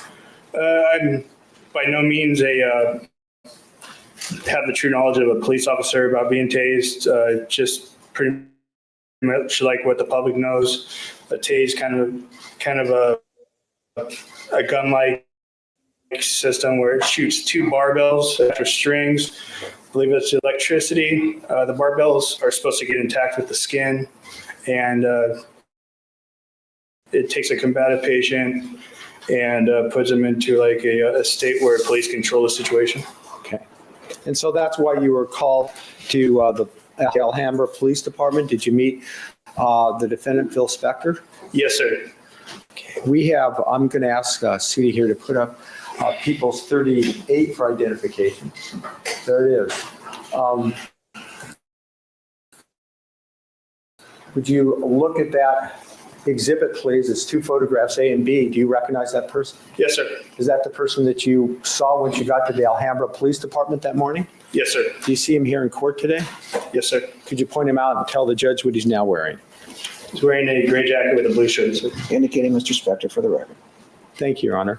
So you went over to the police department to see if he was okay? Is that basically it? Yes, it's very common that we go down to the jail for certain patients, medical conditions, trauma conditions, and so forth.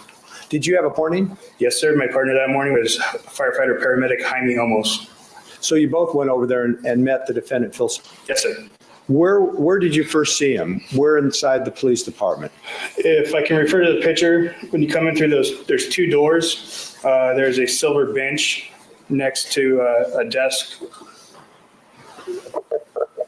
Okay, may I approach? I have a laser pointer here, and the judge is going to let me walk up here and give it to you, and maybe you can point. I'll shoot it at the ground here. You point to the this button at the top, and you make it work, okay? Yes, sir. All right. So go ahead, explain your last answer, please. I'm sorry, can you repeat that? All right. Well, I'd ask you, where did you first see him in the police department? I think you were going to answer referring to People's 38, either A or B. It would be B, but I believe it'd be right there. It's not in the picture. Okay. I'm sorry, it's a silver seat that the jail has right in when you walk in the two security doors. All right. So if we looked at photograph B in People's 38, as we look at it, you first saw him just to the left of that picture as we look at it. Is that correct? Yes, sir. He was sitting on the bench. All right. He was on a bench? It's a silver bench seat. Was he handcuffed or not, or do you recall? I believe I don't recall completely, so I'm not going to answer that. Was there a police officer nearby? There's always, I don't recall the exact fact, but there's always people in that general area, sir. So once you met the defendant, Phil Spector, inside the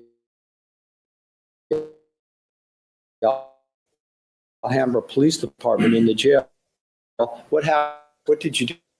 I mean, at the time, I'm the documentation, I do hospital, I assist the patient man in any operations that he or she needs. My partner, Jaime Olmos, evaluate the patient for the taser marks and any other medical/trauma complaints that the patient might have had. Community told me, and that's where we're at. Do all of this within your view, within your earshot? Absolutely, within 2 feet, sir. That's part of the deal with having a partner. Yes, sir. We always work together. So tell us what your partner did. He got called because the defendant.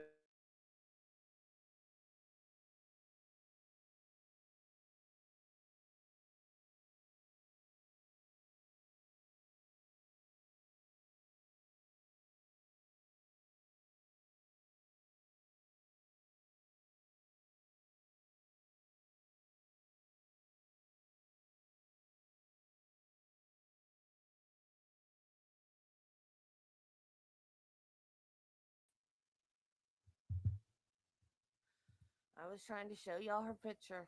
I'm sorry, StreamYard. Just trying to be a regular streamer like everybody else, but no.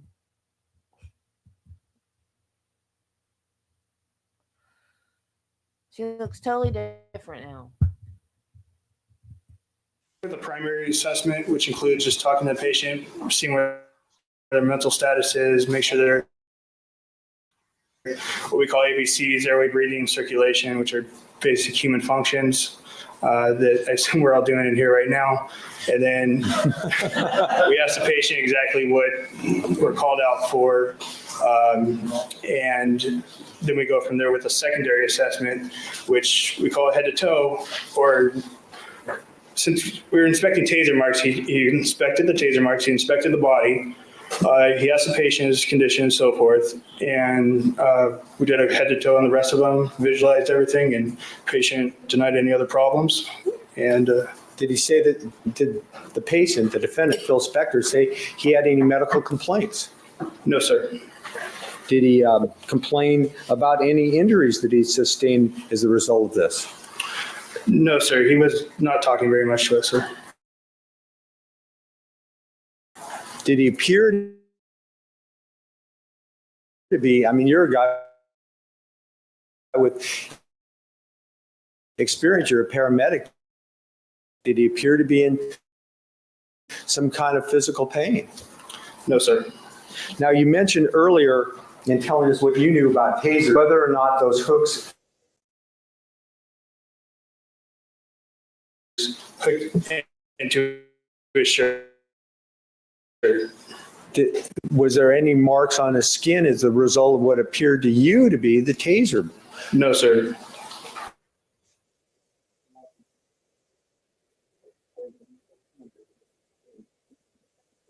Okay. Yes, sir, at that time. Did you take as a paramedic, or did your partner take as a paramedic, any medical action or make any medical recommendation to help the defendant at that time? Well, like I said, we went through our primary and secondary assessment. We ruled out everything. We asked the patient if he wanted to go to the hospital for any specific reason. Patient denied, and we left him in custody of APD at that time. So when you say he denied, you asked him, do you want to go to the hospital? Do you have any problems that need hospital help? And he said no. Yes, sir. And the part I left out, we asked him, as we do with every patient, history, allergies, meds, which is just basic patient medical history, allergies, any medications, and any medication you can take. Does the term 1019 mean anything to you in Alhambra Fire Department 1019? I do not recall, sir. Okay. Could I have a moment?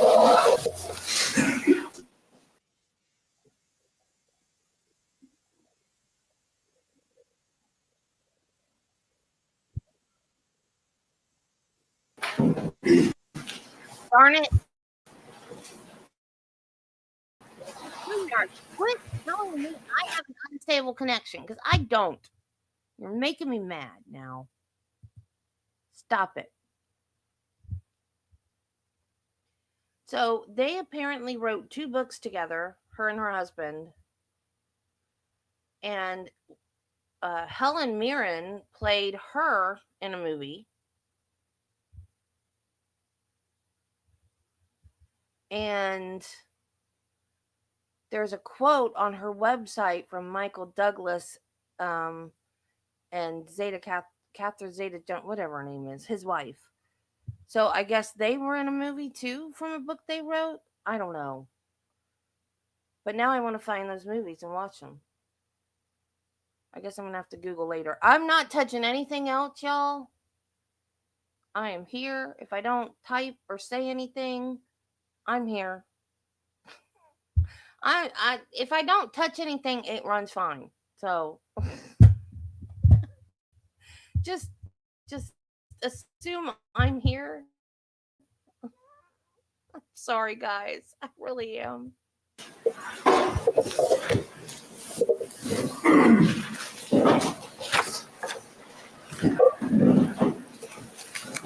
Thank you. Officer Brown? Yes, sir. Or firefighter paramedics. It's that kind of day, I know. I know. Hi, I'm Linda Kenny Bott, and I'm one of the attorneys representing Mr. Spector. And again, nice meeting you, and we haven't talked before, have we? No, we have not. Okay, so we're about to. Okay. All right. Now, what is everyone laughing? Oh, no.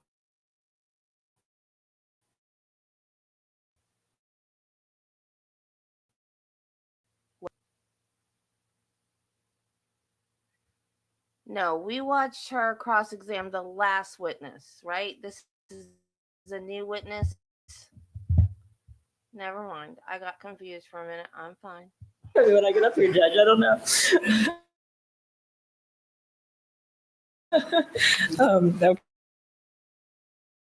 Okay. Now, you were called at a little after 6, correct? Correct. The dispatch was around 6:70. And in terms of the paperwork, you have to fill out.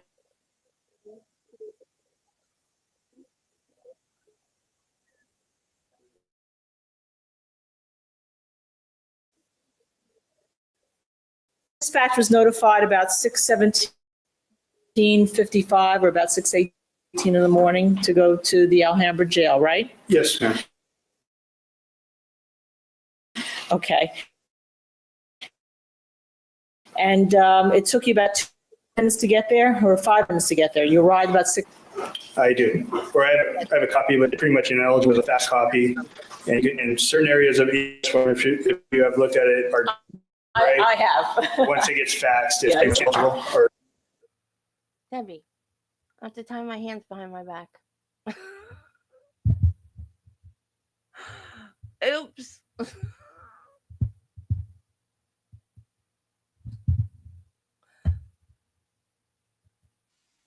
readable. Okay, I may have a clean copy there in case. Do you have one? If Mr. Dixon has one, that'd be great. And you actually arrived to see Mr. Spector at 6:23. Can I give this to him, Your Honor? Just Yes. put your hands in there. Thank you, Mr. Dixon.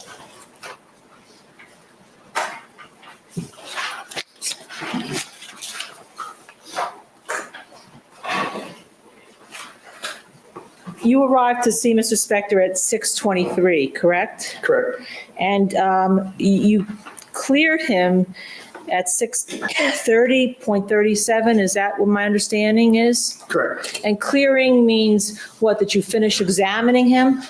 Correct. Okay, so you spent a little over about 7.5 minutes with him, is that fair? Correct. Fair enough. Okay. You left and went in service, right? Correct. So the total response time of this call from 6:17 to 6:30 was about 12 minutes? Yeah. Okay. Out of that 12 minutes, 7 minutes, right? Yes, ma'am. Now, you said that you pulled down, your partner, and you could see everything that was going on, pulled down his shirt, correct? But not pulled down. He kind of pulled away slowly just to make sure that the barbs weren't connected to the skin. In other words, correct me if I'm wrong, you didn't visualize or look at what may have been on his chest or stomach area, did you? I was looking over my partner's shoulder.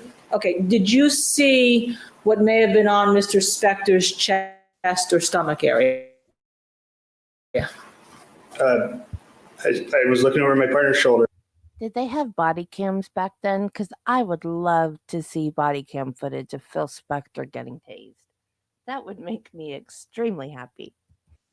And I saw him pull it out. The barbs were not attached. Came over with the shirt. And I was looking, he was wearing like a black sweater, and I threw the top of his sweater. You kind of peeked down, Yes, you pulled this out and you peeked down? Yes. Okay, so you really didn't see what's down here? No, I did not.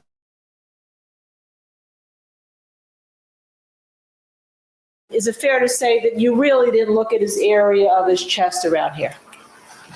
My partner did the assessment, and I documented. Okay, so you just tell us what happened.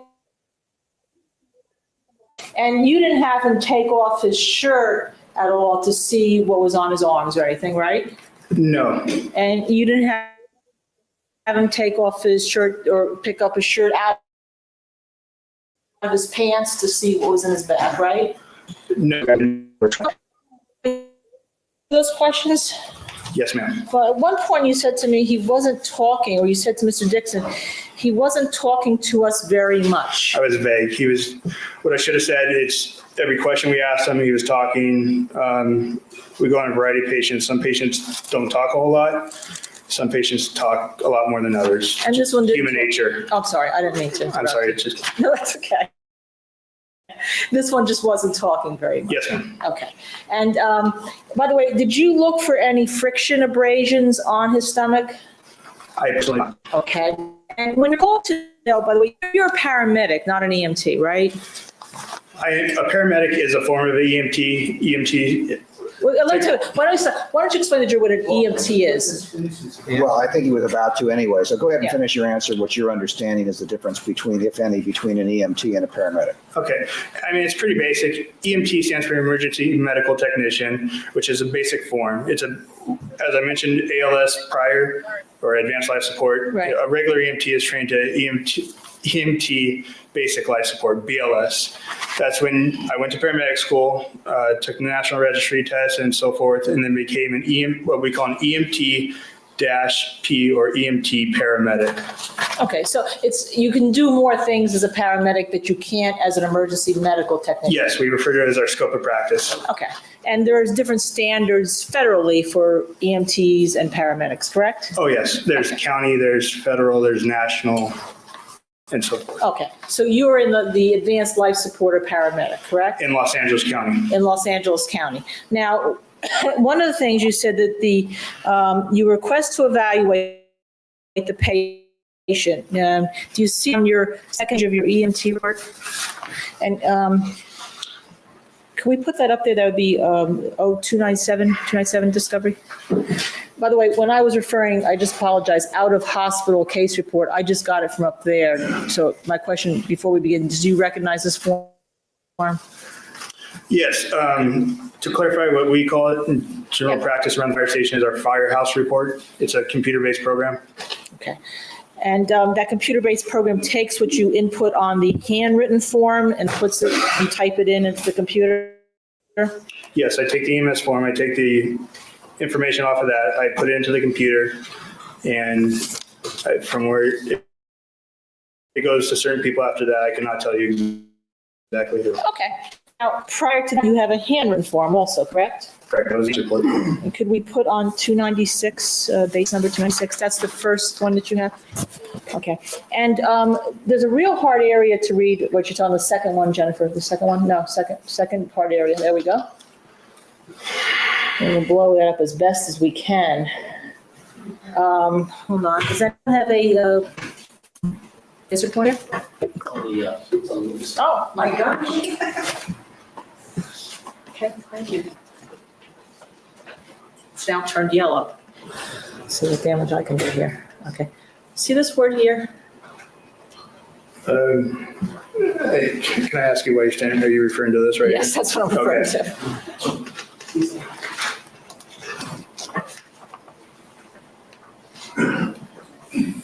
Do you see that word? Yes, I do. What is that? It's, as I mentioned before, medical history of diabetes. Okay, and you put that on the report for Phil Spector, correct? Correct. And where did you get that information from? My partner asked him, what we call HAM is for history, allergies, and meds. We do it for every patient that we go on. Okay, and you also then went on to evaluate him, and you said that it was no TX. That would be on the next page on the bottom. Next one, down bottom. On your form, I think you have it, sir, Mr. Brown. Yes, So ma'am. no TX, what does that mean? No treatment. And CNA, what does that mean? Contact not attempted. We work under protocols. We have our base station, which is our Arcadia Methodist Hospital. There's certain criteria that we have to call in. Okay. No medical/trauma complaint. We do not have to call that in. Okay, so when you got to see Mr. Spector and he was in the Alhambra police station, do you remember whether he was handcuffed or not? I can't recall. You don't remember. Okay, that's fair. And when you were called in, you thought it was because you were called in to attend a patient who may or may not have been tasered, correct? Correct. And what is it that you're looking for when a patient is tasered? I'm not, like I said, I'm not super familiar with them. The times I have seen them, they're with barbells, and the barbells get stuck into the skin, kind of like a fishing hook. And then there's two, kind of like, it looks like a fishing line that's still kind of connected to it. And see if they're still in contact of the skin, patients in any distress, if they're complaining of pain, burning, irritation to the areas. But sometimes they cannot be in contact with the skin when you see them, isn't that correct? The time I saw them in this, it was in the shirt, it was not in the skin. Okay, and on other patients that you've seen that have been tasered, sometimes they're in the clothing, sometimes they're on the skin, sometimes they're falling off, correct? Correct. Okay. So, But to clarify, it doesn't mean they're tased every time. Right. I see the action was attempted. Okay, and when you're called as someone who is trained in advanced life support, is your understanding you're called to see whether this person's in extreme agitation? It can be mild agitation, any agitation to any level. When you look for someone who may have been tasered, whether they have bizarre behavior, Correct. whether they're impervious to pain. Correct. Whether they have an exhaustive exertion, Correct. whether they have hallucinations, Correct. whether they're sweating profusely, Yes, ma'am. whether they have inappropriate nudity. Yes, ma'am. And you're looking for that, and you're called in to make sure that there's no sudden in custody death. Is that correct? Can you clarify that, sudden custody death? Make sure someone doesn't die while they're in the police station from the Correct. taser. Or even if they're complaining of a sneeze or a cough, what we get called out for is what one person's emergency is totally somebody else's non-emergency, or vice versa. Okay. Did you know why Mr. Spector was in the police station? Jackson, that calls for speculation. First of all, what's the relevance? Into what questions he was asking him about, why Mr. Spector? I'll allow it to show the basis of whatever follow-up he may have done. All right, overruled. So I can proceed or Yes. answer? Yes, sir. I had absolutely no idea. Okay. Just for information, I just walked in the station. What we call jump to call. I had no prior knowledge of anything going on. Okay, so with no prior knowledge, you wouldn't know maybe any specific questions to ask him about what had happened, only whether you were looking to see whether he had the effects of a tasering. Correct, but we do that on every call. We treat every patient the same without knowing prior knowledge of pretty much anybody in the city. Or did you learn from your review of Mr. Spector and your treatment of him, when you left there, did you understand whether or not he was on any medications? No, because if you look at my AMS report, Right. the medication area, he denied taking any medications on a consistent daily basis. Okay. Did you specifically ask him for specific medications, or you just asked him any medications? I'm familiar with some diabetic medications. I'm not familiar with all of them. There's thousands upon thousands of medications. I couldn't. Are you finished? I don't interrupt. Yeah, finish. I'm sorry. So in other words, you didn't know any of the specifics to follow up on any specifics with him? Correct. We just did our assessment. Okay, thank you very much, sir. Thank you. Redirect? Questions? Fireman Brown, you were there to give him any medical treatment that you thought was necessary, is that correct? Correct. Real serious or maybe not so serious? It could have been a sneeze or cough. We would have taken him to the hospital. Patient wanted to. Been injuries to the chest as the result. Would have you treated those? We would have treated them, and as we do in the city of Alhambra, we have ambulance transport. We recommend that at paramedic level, we're doctors. We only do our scope of practice, and we always recommend that they go to the hospital. And you would have arranged for ambulance to go to the hospital? On the ambulance, we transfer citizens and Yet, as a result of your assessment and that of your partner that morning at the Alhambra Police Department for the defendant, he had no medical complaints, and therefore you gave no medical treatment. correct. Thank you. That's it. Thank you. Withdraw. Sir, one other thing on the follow-up, you did give him what's called a glass cap. Because they told him to keep his hands out of his pockets, and he kept putting his hands in his pocket, and then put his hands in his pockets, and then put his hands up and put his hands in his pockets, and he wouldn't stay still, and he was just kind of all over the place, and he wasn't following orders that they were giving him, so they finally decided to tase him. That's why he was tased. Coma score. Yes. What is that? It's where we evaluate a person's mental status. We commonly refer to it as 465 for a total 15, which is a normal acting person. And could you put up 296 again, please? And on that little box up there, GCS to your. Oh, and I think his defense attorney said something about I think that's why the attorney said something about his medicine causing his hands to shake. I think that was the reason for him saying that, because he said that was why he puts his hands in his pockets, because of his hands shaking. I think that's why he mentioned the medicine. You're right, Jennifer. Down, keep going down, keep going down. Now, there we go. That's what we're talking about? Yes, ma'am. Now, in that Glasgow coma score, it says ETOH. What is that? It's for if somebody is drinking alcohol. And I noticed you left that blank, right? Yes, ma'am. Why? To myself and my partner, there was, at least I can speak for myself. There's no, I mean, it was made to me, or I suspected there was no need to check that box because of what my assessment was when I was standing there. Which was what? That I didn't find any obvious signs of alcohol. Thank you. Thank you. Redirect. No, thank you, Your Honor. Thank you. Subject to recall your excuse. Thank you for being here. You may step down. All right. All right, ladies and gentlemen, I'm sure that you are aware that one of your fellow jurors is receiving an award at work tomorrow, so we're not going to be in session in the morning. We are going to be doing something else outside your presence. We will resume with you at 1:30. Whoever's getting the award, congratulations. And keep in mind the admonition. We'll see you at 1:30 tomorrow afternoon.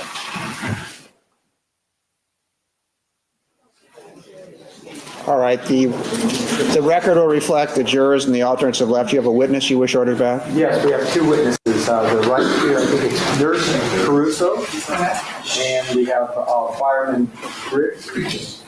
All right, each of you is ordered back for 1:30 tomorrow afternoon. Thank you for being here. Thank you, Your Honor. Thank you. Thank you, Your Honor. All right, tomorrow morning at 9:30, we will resume and hopefully conclude the inquiry that's being made into the potential missing evidence that we have been doing over several sessions. I'm hopeful that we can wrap it up tomorrow.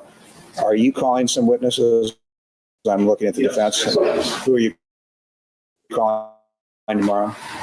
We would like to also ask the court to direct the district attorney. We've made informal requests of them to get copies of their pleadings that they filed with the court, which for some reason we can't get them to give us a copy of. Can you plead? I think they're talking about, there's no pleadings filed. Ex parte application. There was a request to appoint a special master.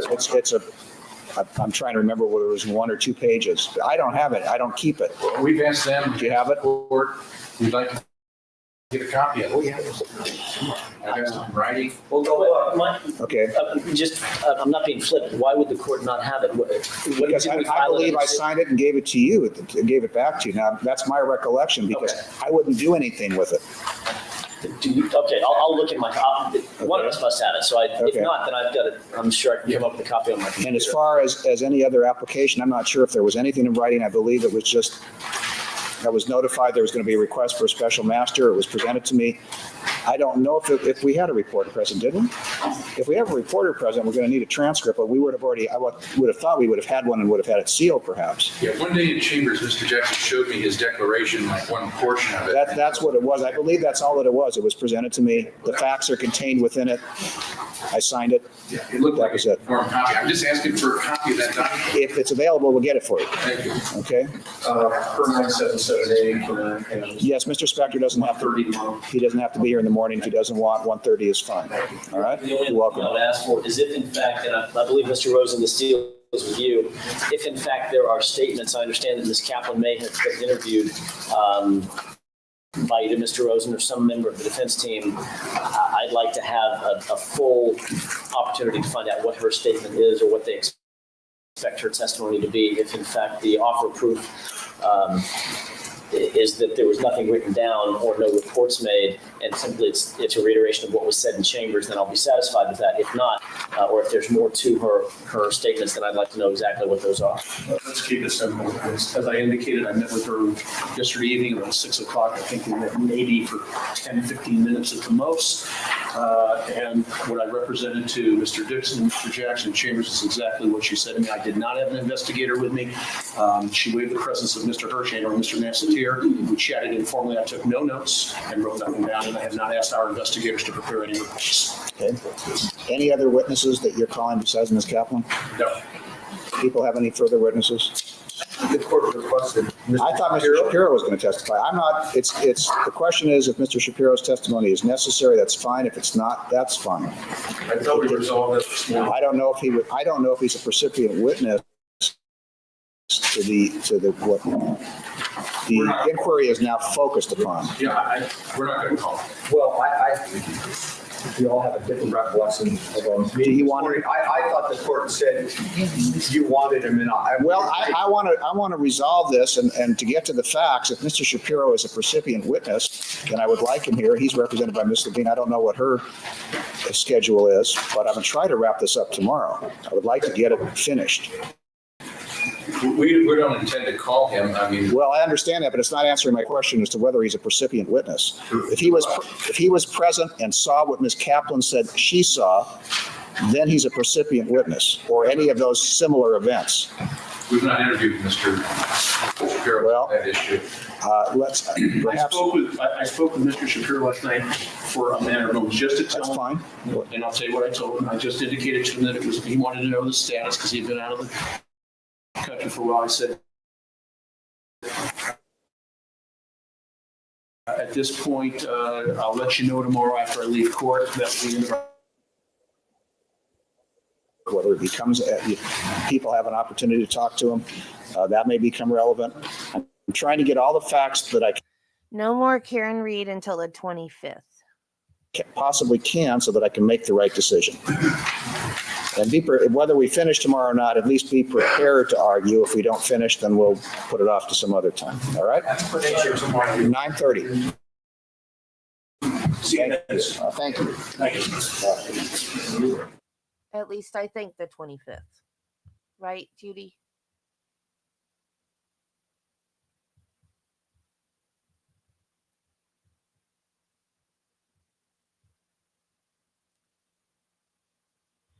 Okay. I know we've been at it for a while, but I think the next witness is Sarah Kaplan. I think we're back to the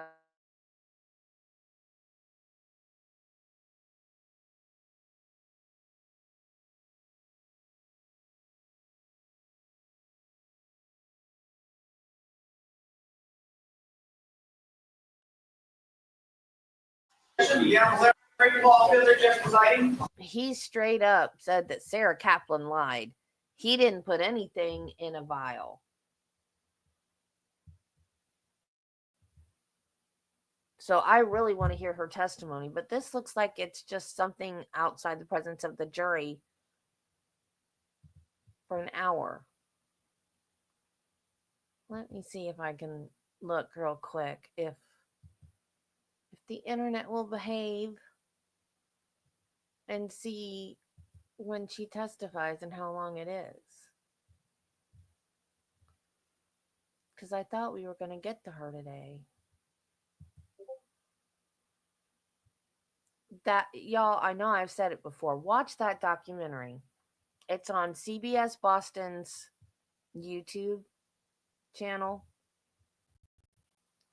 That documentary about Dr. Henry Lee, that was so good.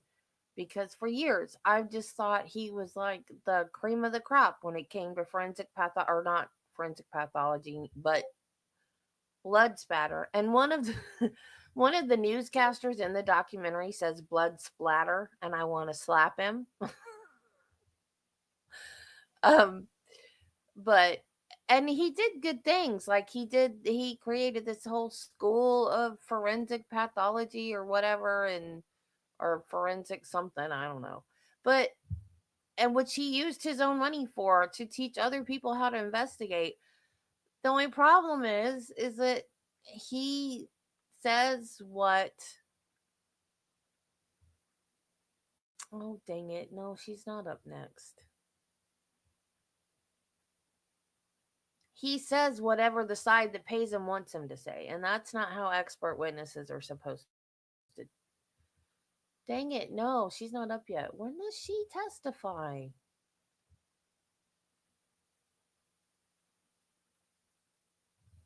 Well, that's her right there, but she's not sitting on the witness stand. So I guess maybe that's it, but that's a ways away.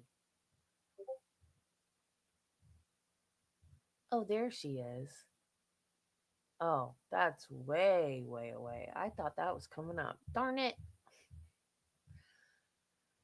Okay, well, let's just watch this part outside the presence of the jury, and then we have another paramedic and then another officer, which we'll do that tomorrow because I'm not going anywhere. My cousin did catch that virus that her son had. So my husband wants to go check out an RC racetrack, which I like. I don't know. It's just fun hanging out with him though, so it'll be okay. And I'll probably find somewhere along the way, somewhere I want to stop and shop or something. So I'll make it worth my while, I'm sure.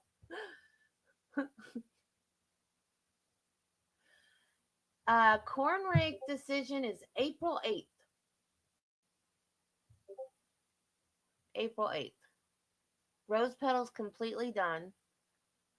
Yeah, he's already been sentenced. Yeah, Rose Petal's completely done. He got sentenced to life. Um, the decision for Corn rake is April 8th. And then just Karen Reed. And like I said, I'm not doing any other trials until Karen Reed is over and done with because I just don't want to miss any Karen Reed and then or have to play catch up with a new trial because I'm just so invested. I'm so invested, y'all. And if you guys want to watch other live trials or whatever that's going on now, I don't blame you. I'm not, I won't hurt my feelings if y'all want to go watch something else because I don't know why. I just feel so bad for this poor woman and I just don't want to miss a minute of anything that's going on with her case. And it's because I know it's the chronic illness thing and the totally innocent, this could happen to anybody kind of a thing. And I just want to cry every time somebody like Brennan gets up and starts spewing nonsense and lies about this poor woman. It just makes me want to cry. And I'm so anxious, right? Like it used to be, I don't want to say entertaining, but I mean, let's face it, we watch these trials because we like to watch them. And that's how it started. But now it's like, it's a justice thing now. I mean, it's always justice, but this is like, seriously. Like, Recovery Addict doesn't want to cover it because he doesn't like the drama. But that's exactly why I need to see this made right. I need to see this thing through to the end. I'm not just like, oh, this has just become a bunch of drama and I'm done with it. No, I need to see this have the appropriate ending. That's kind of how I feel about Ashley Benefield. Like, okay, well, yeah, I don't think she should be in jail, but I'm not going to keep up with all the appeals and all that stuff. It's done. But no, not with this one. This one, no. This is complete, total injustice and it needs to be fixed. So I'm sorry, that's my little rant. But okay, so let's watch this and then be done for today. All right.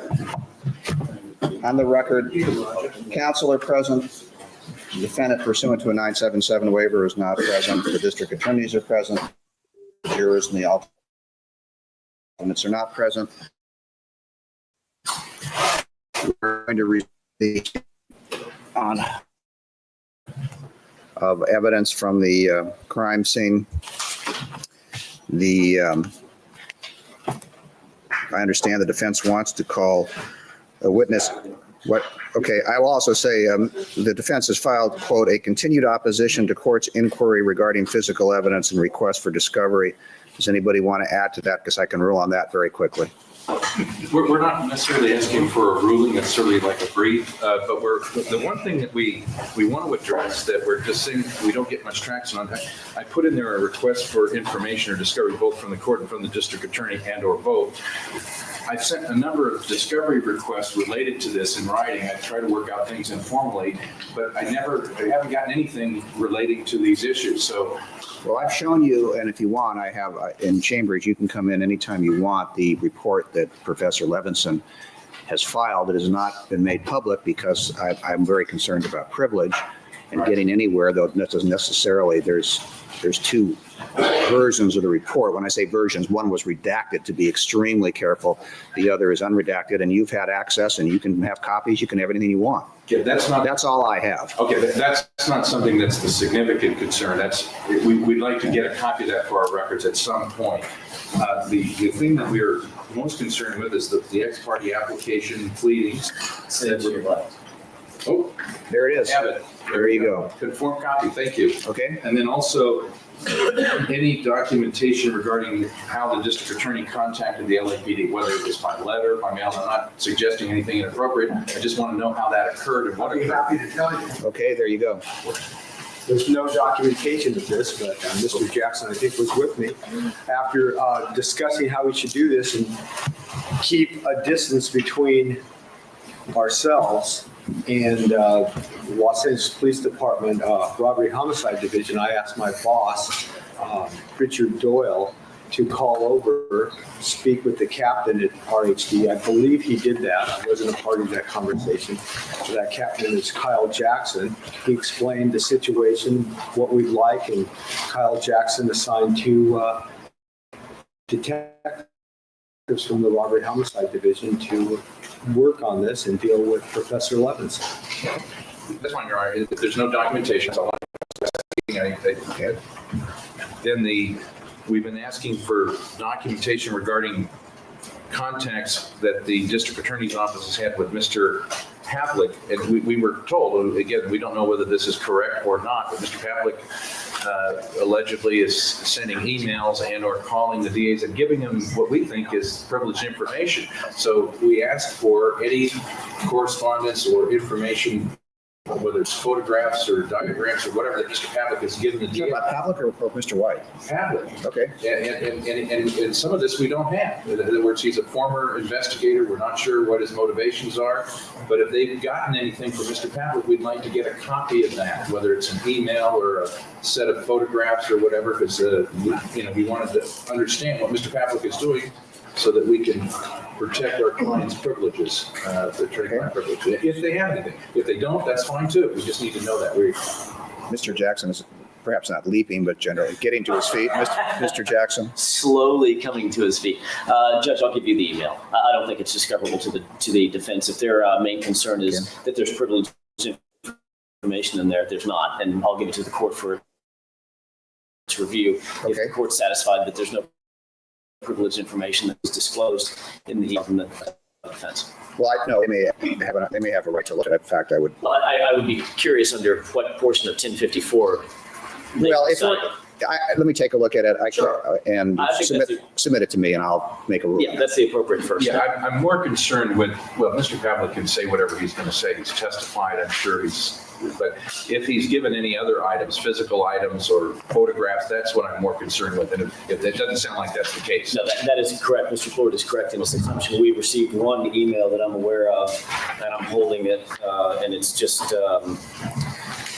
it's from Mr. Pavlik to, I think he didn't have any other contact to E. Wiley, Ed Wiley. So I'll turn that into the clerk right now. Okay, thank you. That's fine. I appreciate that. That clarifies that and solves that problem. All right. We'd like to call. Just before you do, I mean, I understand you've now stated that was your main concern, but your motion is titled opposition.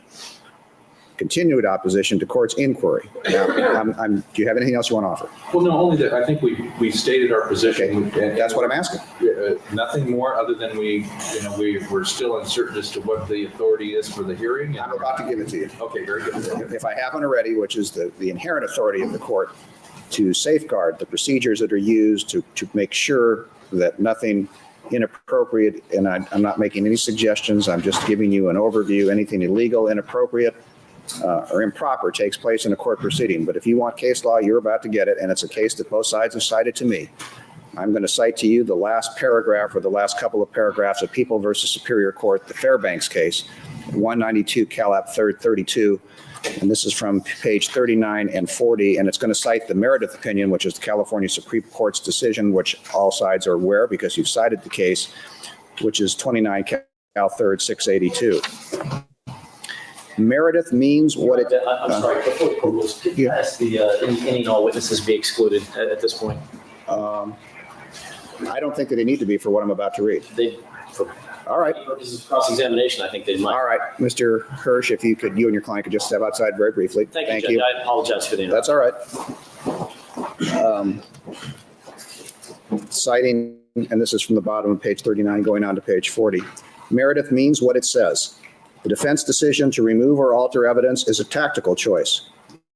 If counsel or an agent of counsel chooses to remove, possess, or alter physical evidence pertaining to the crime, counsel must immediately inform the court of the action.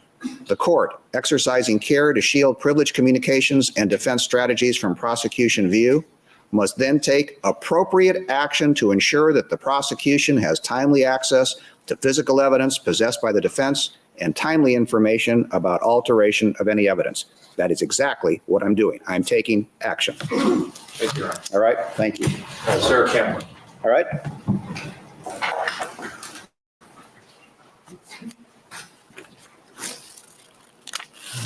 Step up to the witness stand. You've previously been sworn. You remain under oath. Thank you. Would you just, as soon as you're seated and comfortable and the microphone is near to you, would you simply state your name for the record again? Sarah Kaplan. All right, thank you. You may proceed. Thank you, Ms. Kaplan. Thank you for returning. I want to show you an exhibit that's been previously marked in this case and ask you a few follow-up questions. This is court's exhibit number 34. Do you see that on the screen as you sit on the witness stand? Yes, I do. Ms. Kaplan, when you were here before, you talked about your observations of Dr. Lee collecting or looking and searching the foyer area of the Spector home back on February 4th of 2003. Do you recall where you saw him searching in general? In general, it was in the foyer area. Okay, and you talked about him looking at some type of a white object, is that correct? Yes. Now, prior to this occasion that you were with Dr. Lee, had you ever worked with him on other cases to your knowledge? Many. Many, okay. Had you ever gone to locations where he looked for things of that? Yes. Okay, about how many times?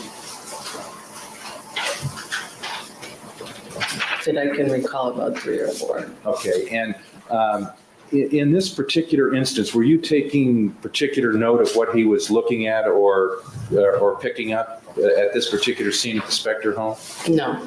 I want to show you what's been marked exhibit number 47. May I open the item? It's the... Yes. Okay. May I approach, Your Honor? You may. Okay. Showing you what's been marked exhibit number 47. It has 2 what appears to be plastic vials. Do you recognize what is in those vials?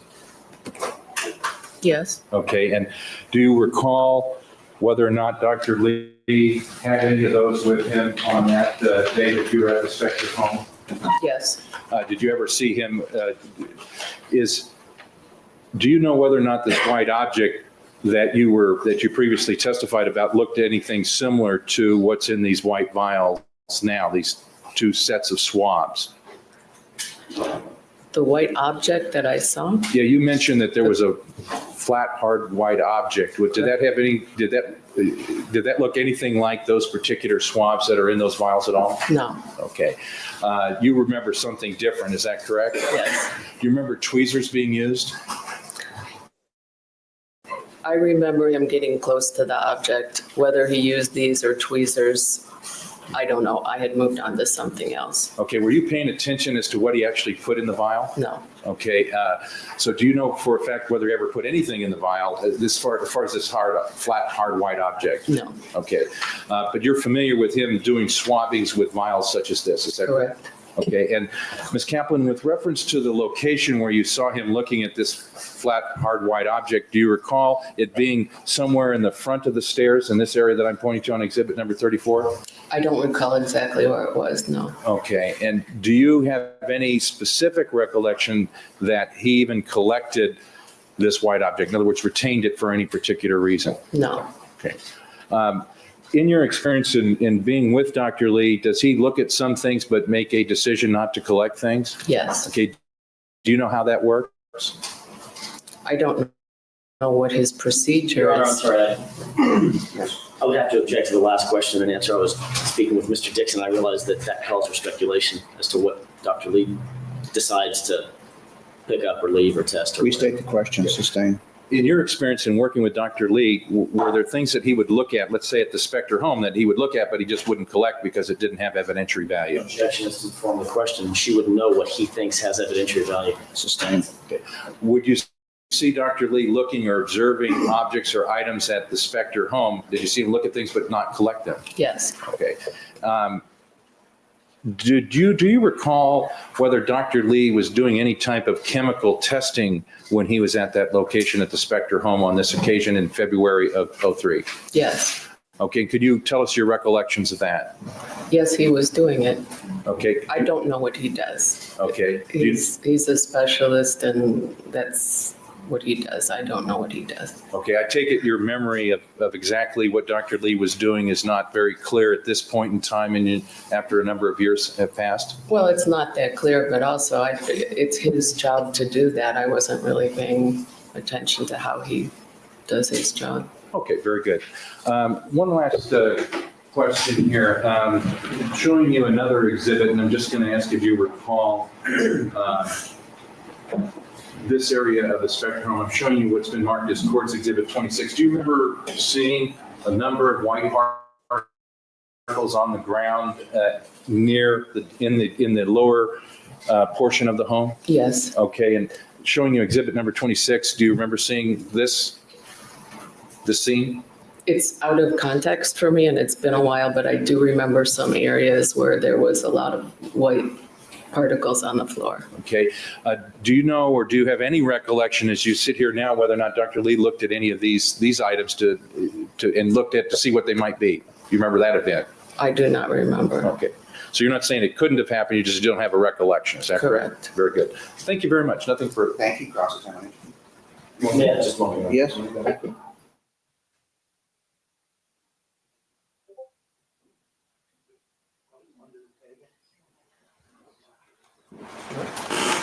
May I, Your Honor? You may. I'm going to approach just very briefly the camera. I want to take a closer look at it. I'll leave one of these up here and one of them so I can look at it. If I understand your testimony correctly, what you saw Dr. Lee pick up off the ground with tweezers was, you did not mistake it for these cotton swabs.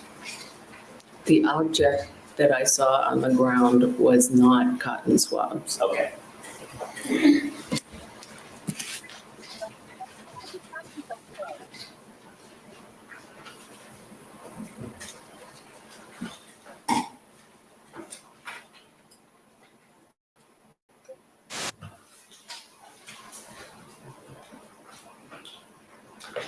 That's all I have, Your Honor.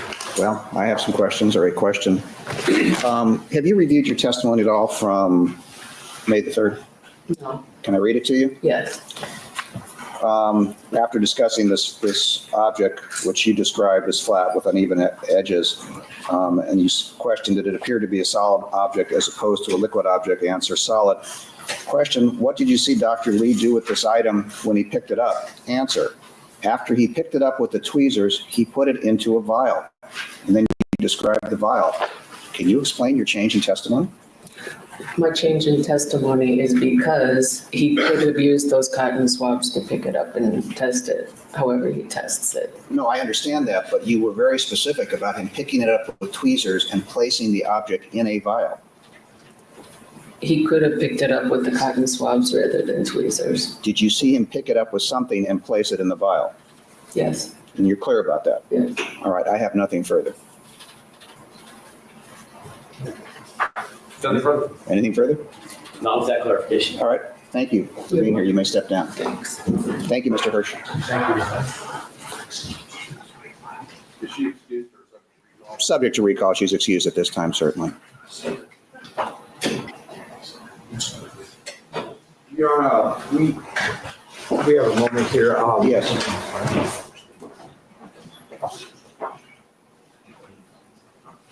I would like to file something with the court. At some point, I imagine we're going to argue this case. We're going to be asking for a ruling in the remedy. And we have a proposed. Go ahead. Have you shown it to the I'm defense? going to right now. Okay. Thank you. All right. Does any side wish to argue this matter? I assume there's no other evidence to be presented. No other evidence. Okay? Your Honor, just as a precursor, and I wasn't sure what to expect out of Ms. Kaplan's testimony. All right. One of the things that I think was very clear, and the reason that I asked her to step out is because I was going to quote her when she said on direct examination under questioning by Mr. Rosen that she understood her professional responsibilities at the crime scene, et cetera, and under questioning by Mr. Rosen about this inquiry, she clearly knew what the inquiry was about, but she was hedging her bets. And Mr. Rosen was very careful with his questioning, and Mr. Rosen asked, did you pick anything up consistent with what Mr. Diamond's testimony was? And her answer was, no, I know what my professional responsibility is. Completely casting aspersions, Kaplan specifically, but there seems to be a tone and tenor to the entire defense and agents of the defense when they were at the crime scene. And she completely ignored what Meredith and Fairbanks state, which is the obligation to provide the prosecution with access to any physical evidence and information about its seizure is absolute. And the defense can't use that kind of seizure or alteration of evidence to their benefit and to the detriment of the prosecution. We have, and I understand what the court's assessment of credibility is with regard to these three witnesses, and it's probably different, I would guess, between Gregory Diamond and Stan White and Sarah Kaplan. However, I don't think the court can ignore what all three witnesses said, and this would not have come to fruition had it not been for Gregory Diamond. Greg Diamond picked up the phone and decided to make a phone call because his conscience or otherwise dictated or mandated that he do so. Heretofore, Mr. Dixon and myself had never heard of a Gregory Diamond, and we weren't entitled to ever hear of him. But once he made that phone call, it sort of unlocked the Pandora's box for the defendants, or for the defense, I should say. His testimony was, I saw an object being manipulated. Now, he may have gotten some of the characters wrong. 4 years may have done some damage to his memory. He recalls that it was Sarah Kaplan picking it up and handing it to Dr. Bodden. Dr. Bodden denied ever handling or touching a piece of physical evidence at the scene. Fine, take that for what it's worth. But Greg Diamond said, I know that I saw something being manipulated at the scene. What it was, I'm not sure. Then we get to Stan White. And Stan White, independent of Greg Diamond, completely independent of him, says back in July of 2003, Detective Lilyfield, you guys missed a piece of evidence. What did it look like, Stan? Well, it looked like a small fingernail or a part of a fingernail. Well, what does a fingernail look like? A fingernail is small, it's going to be white or opaque, and if it's torn off, it's going to have uneven edges, and it's going to be flat. Then we come to Ms. Kaplan. Ms. Kaplan, did you pick anything up? No, I wouldn't do that. Absolutely not. Then under cross-examination by me, well, did you see anybody manipulate an object that could reasonably be described as small, white, flat, uneven edges? Yes. What did it look like? And what I just indicated was her description. It was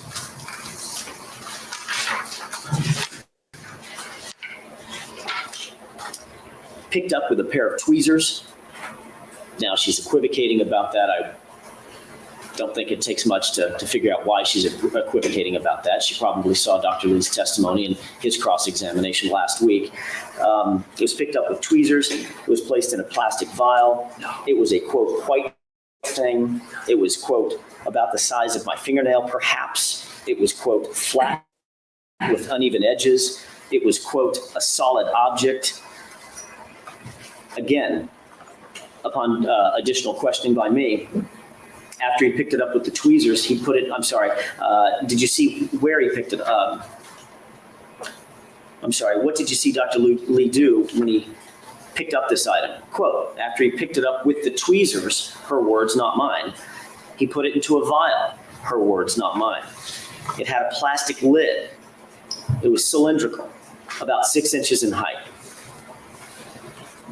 Was it a solid object or a liquid object? No, it was a solid object. Her testimony couldn't be any clearer.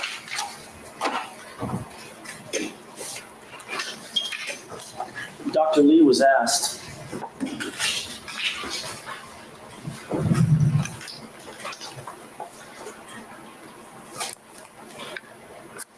Dr. Lee was asked about a couple of photographs. And Judge, this has previously been marked, and I apologize. This is a court's exhibit, and I don't know which exhibit it is. It's not important. This is the photograph, and it's been previously described. It shows a white object, or what appears to be a white object, sitting atop wood grain. Thank you. And this is an enlargement. We've been asking for the negatives for some time and hadn't gotten them and hadn't gotten them and hadn't gotten them. And now it's kind of clear why we hadn't gotten them from Dr. Lee. Because when Dr. Lee was told to take a look at this item, that's clearly a white, flat item sitting atop a wood grain area that's previously been described as the bottom stair with uneven edges, he said, oh no, that's a gouge. That was his testimony. Is he lying or is he incompetent? Either way, it's not the truth. That is clearly not a gouge in the wood. We know what the gouges look like. That's why we had these. Sorry, Your Honor. That's why we had these. It's the last sentence Mr. Floyd's going to hear before he's taken away. Don't worry about it. It's okay. That is anybody's determination, Judge, not a gouge.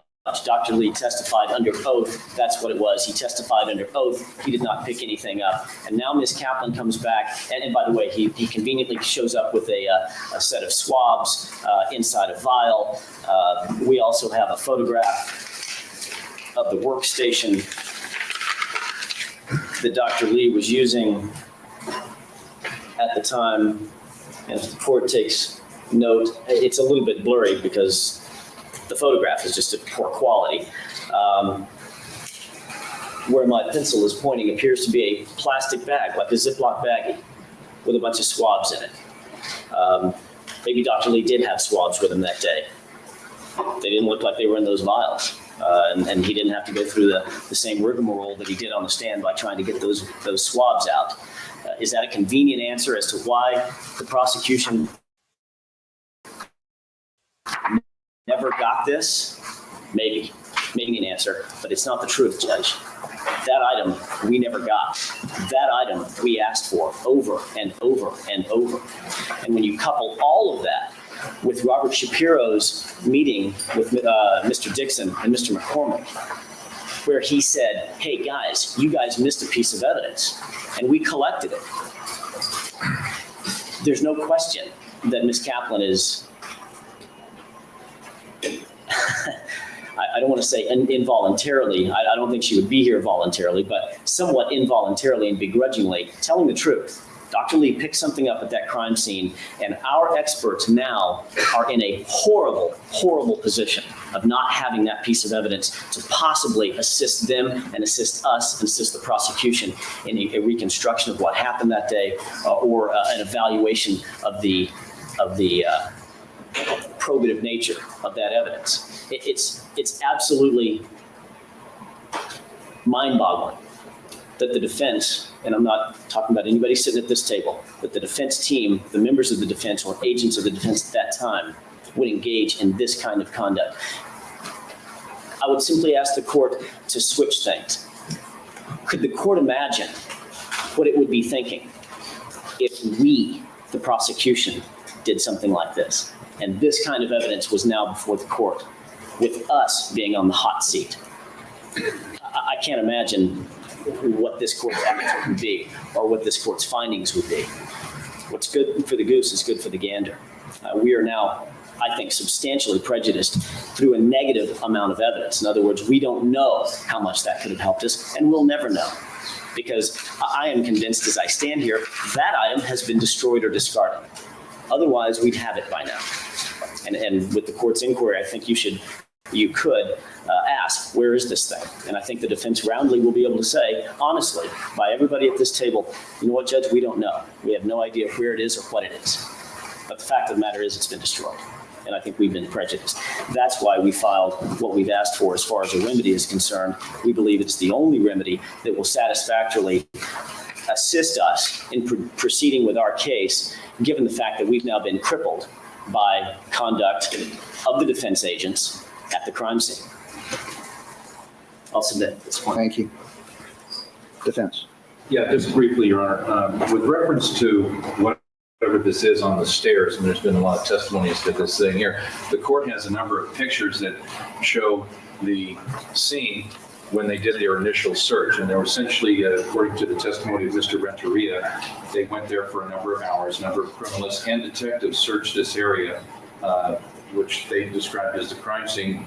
This is clearly whatever this is, a chip or an object, whatever, because there's conflicting evidence on it. It wasn't there before, so I'm not sure what this is, but it has nothing to do, I think, with the events that we're here in court on. Where that ends up, we really don't know. Mr. Jackson has made a lot of arguments implicitly saying that Ms. Kaplan has skewed her testimony or done something untoward as far as her involvement in this alleged item or items that there's quite a bit of uncertainty about as to what they were.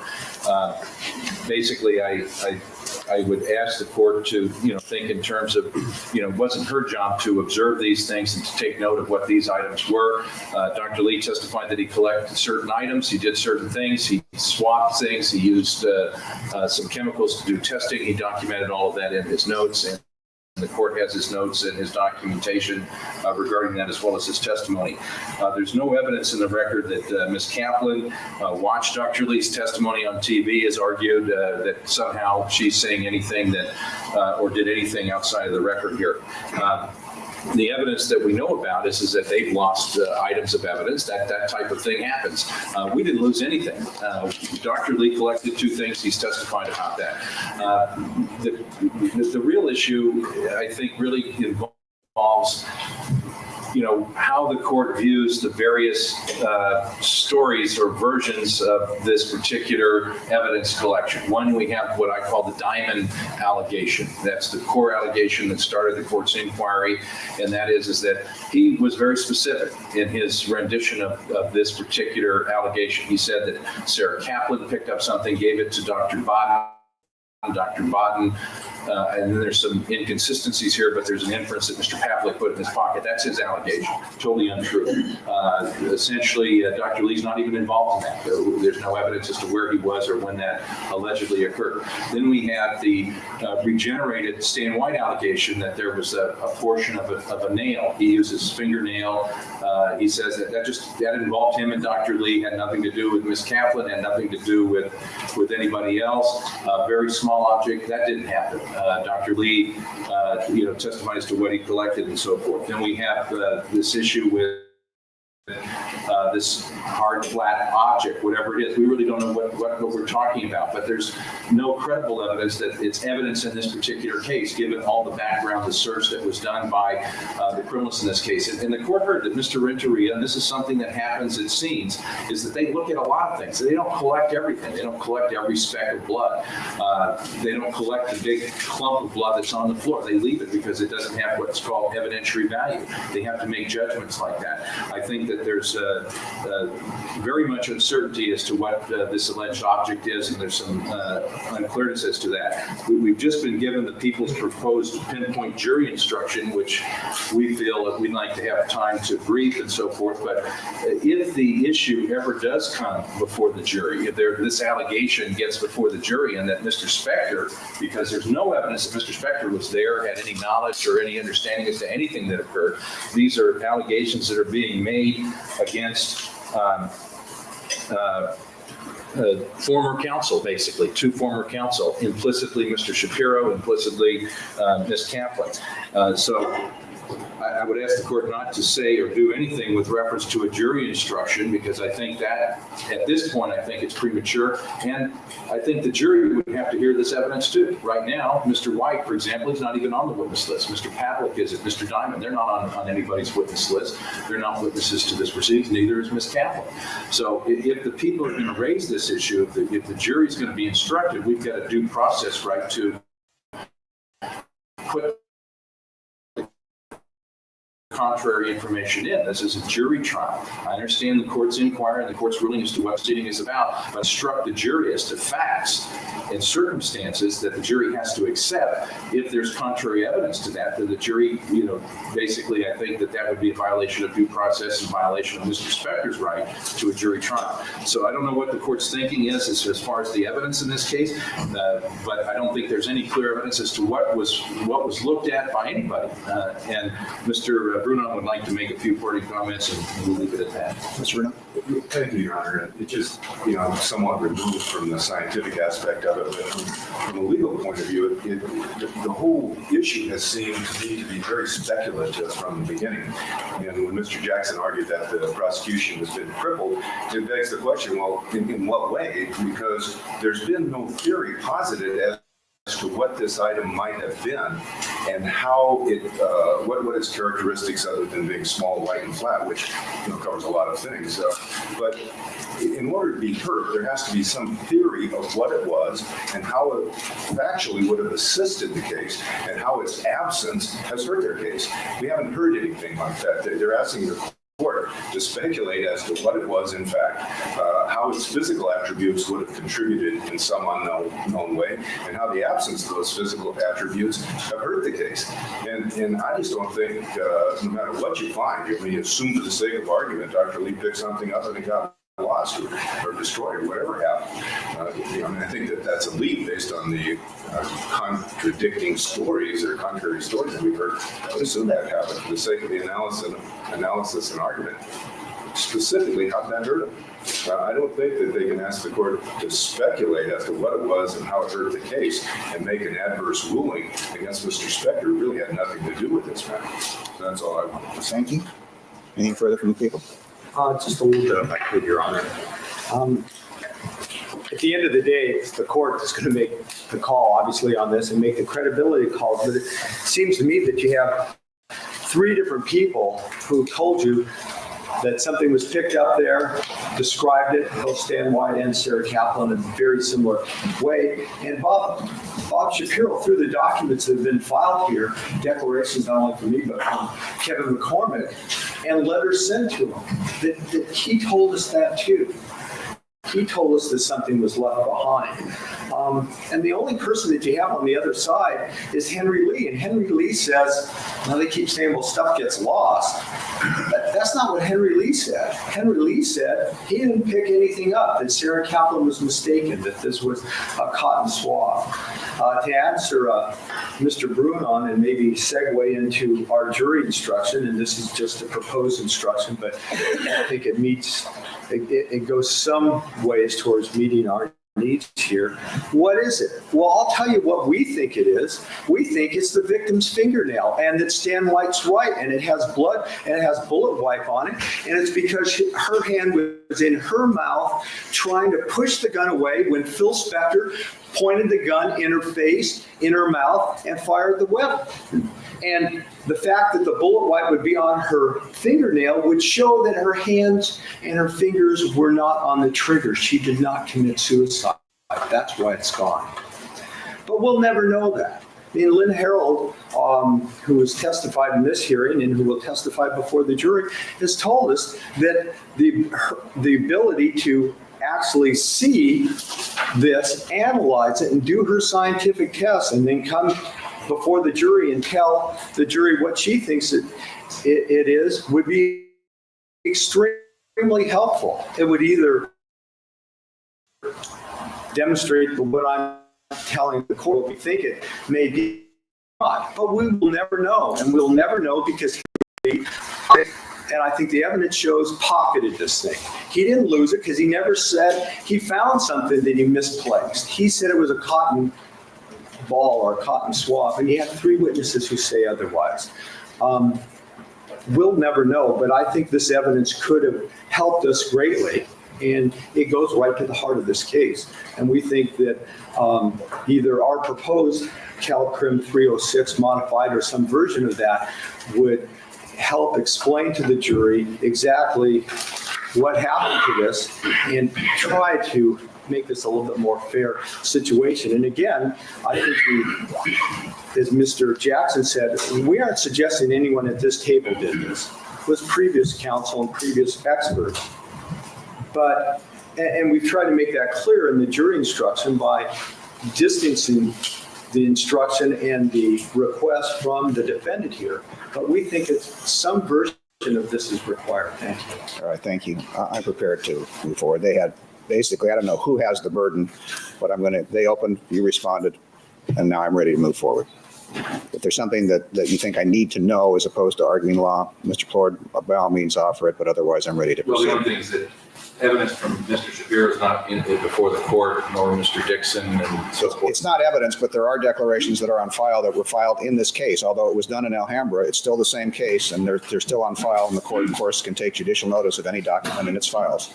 And I would also note that they were refiled by Mr. Sortino in this court. Yes, that's correct. So the court can certainly, you're not subject. If you want to cross-examine anybody on any declaration, let me know. I understand. All right. What I'm going to do, first I'll review the facts as I see them to the best of my ability. I'll tell you what I think the law is, and then I'll come to a ruling.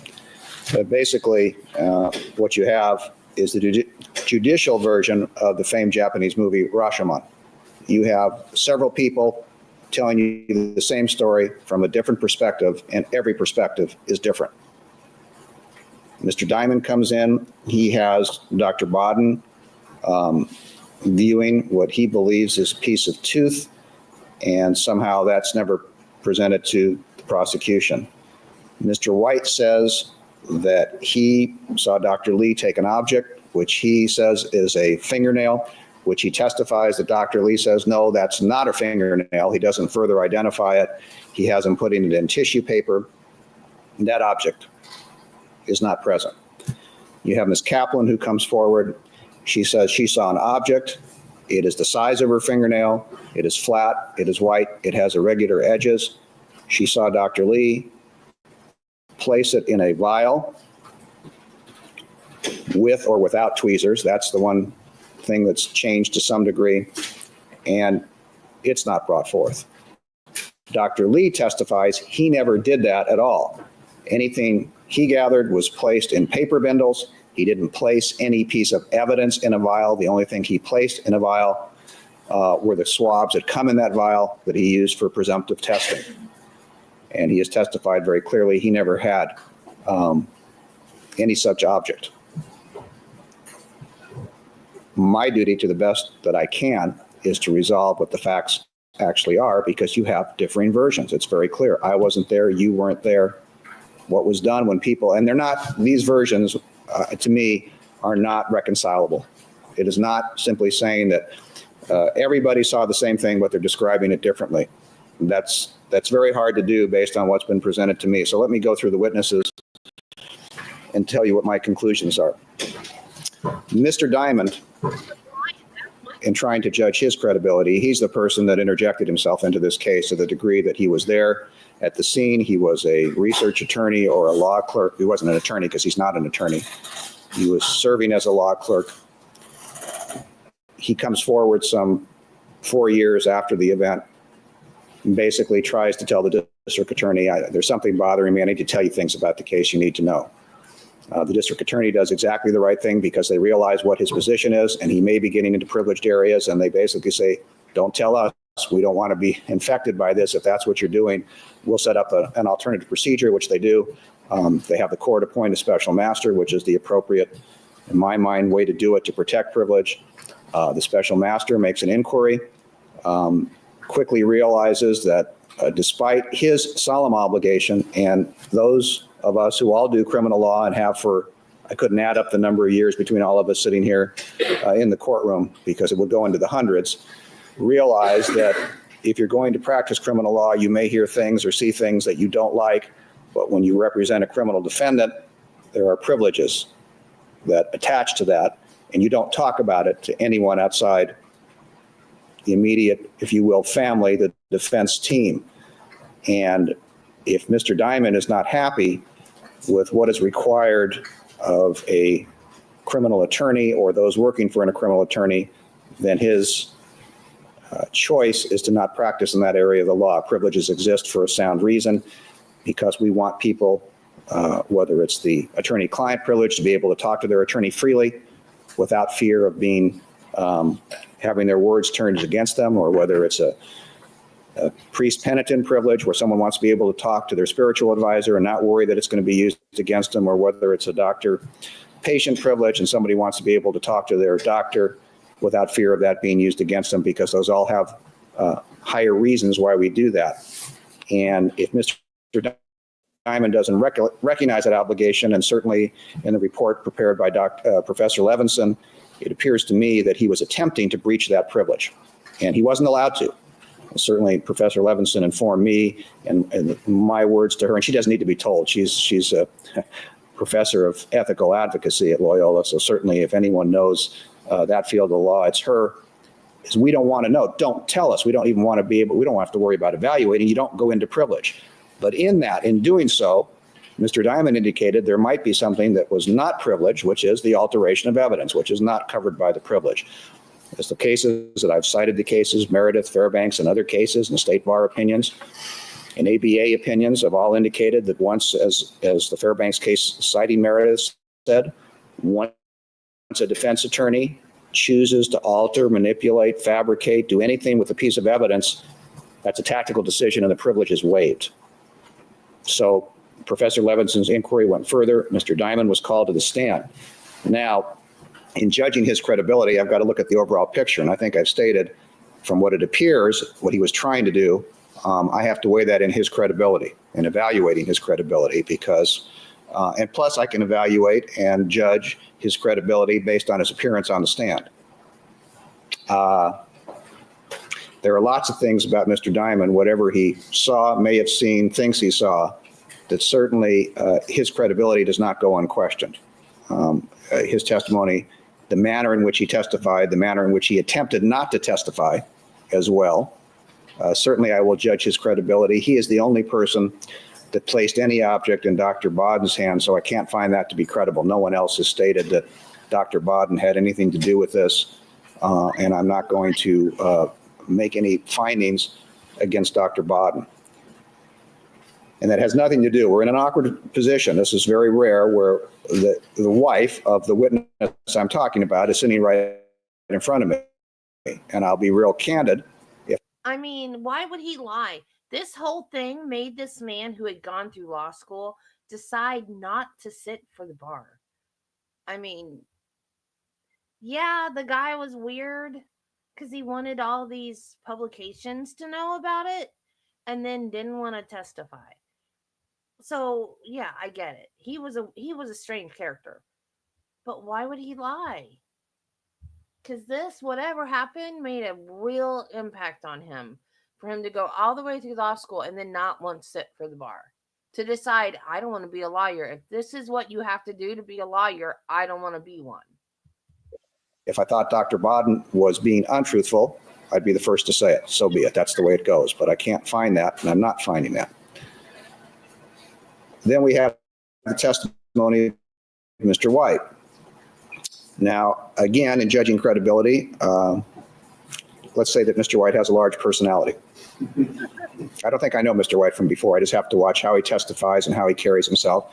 I also look at the fact that certainly to a degree, not in his testimony here, but he certainly interjected himself into the case because he wasn't contacted by anyone to do with the case originally. He called by his testimony, Mr. Shapiro, and basically offered his services. It doesn't mean he's credible or not credible. Some of what he says is consistent with Ms. Kaplan's testimony, some is not. So he's just a piece of it. If all I had was Mr. White, I'm not sure where I'd go with this case. Then we have Ms. Kaplan. I don't think anybody was expecting the testimony she gave the first time she testified because it was sort of going by rote. Did you see anything? Did you see anybody take anything? And it was sort of no, and all of a sudden, just before lunch, Ms. Kaplan, yes, I did. And you get whiplash from watching Nick spin around on that one because clearly I don't think that was going to be what anyone expected the testimony to be. And to some degree, Ms. Kaplan, and I'm sure she has indicated that she understands her ethical obligations. And if you heard what I said from citing from Meredith and Fairbanks, she put herself at risk by testifying to what she did because she became aware that an agent of the defense, based upon her testimony, had, if not clearly, at least, or explicitly, at least implicitly, responsible. Clearly, Mr. White makes it a fingernail. He says, I recognize it. It's a fingernail. And I'm experienced. It has what he testifies as bullet white. I believe Dr. Harold said that's a bad terminology, but we know what he's talking about, that basically a bullet passed over this object, which he calls a fingernail, and left evidentiary traces. He says he's experienced, he recognizes, he sees it. He told Dr. Lee that by his own testimony. Dr. Lee says, no, that's not what it is. He makes an instant determination. And then you have Dr. Lee's testimony. The court certainly recognizes that Dr. Lee has a very large reputation. He's a world-renowned expert. And he testifies that he never put anything in a vial, and that is inconsistent with Ms. Kaplan's testimony. And if I have to choose between the two, I'm going to find that Ms. Kaplan is more credible than Dr. Lee. Dr. Lee has a lot to lose if this turns out to be true. His explanation for Ms. Kaplan's testimony is, I believe she's mistaken. It's an honest mistake. Well, if you listen to her testimony originally and again today, it's not just a mistake. An object was taken, put into a vial by Dr. Lee, and no one has that object at this point. So in making findings of fact, I find the following: that Dr. Lee did recover an item. It is flat. It is white. It has irregular edges. I am unable to say that it is a fingernail. It is the size of a fingernail. That's all I can say. And that item has never been presented to the prosecution. And those are my factual findings. Now, we talk about remedies. Normally, the remedy, and that's when I say normally, there haven't been that many cases. There are certainly recorded cases and reported cases, and we've talked about those, is for the court, when it finds that an object has been secreted or kept from the prosecution, is to order the party who has it to produce it. And that's what you do. That's the first remedy. You say, give it over to the prosecution. Prosecution, in essence, concedes that object is no longer with us. That if it ever, and clearly the court has found some object existed, that there is no object to order Dr. Lee to produce. It would be a hollow order. To the extent that I can make an order, if Dr. Lee has this object, he is to produce it forthwith. Now, if I knew he had it and he didn't produce it, the remedy is contempt of court. I don't see going there because I don't think he is now. I mean, if he has it, suddenly appears, I order it be produced. I don't see going to the contempt sanction because I think it would be useless, and you don't impose contempt when it is useless and does not have the coercive effect that it is meant to have. I'm not going to hold Dr. Lee in contempt. So now we come to the position of what do I do? What is the remedy, if any? The remedy is, and I agree with something Mr. Plort said, the people have presented a prospective jury instruction, which basically has me tell the jury that I've made findings that Dr. Lee is not credible, I'll paraphrase, and to use it as they have set forth. That interjects me into the case to a degree that is inappropriate. Judges should not be a part of the case, and it substitutes my findings of fact for theirs. The jury is the fact finder in this case. I make preliminary findings of fact as to what evidence may go before them, but I don't make ultimate conclusions of that nature. It's inappropriate, carries way too much weight, and also it can't be cross-examined. It can't be really argued, and that's inappropriate. So I'm not going to tell the jury that I find Dr. Lee has withheld a piece of evidence, but the people,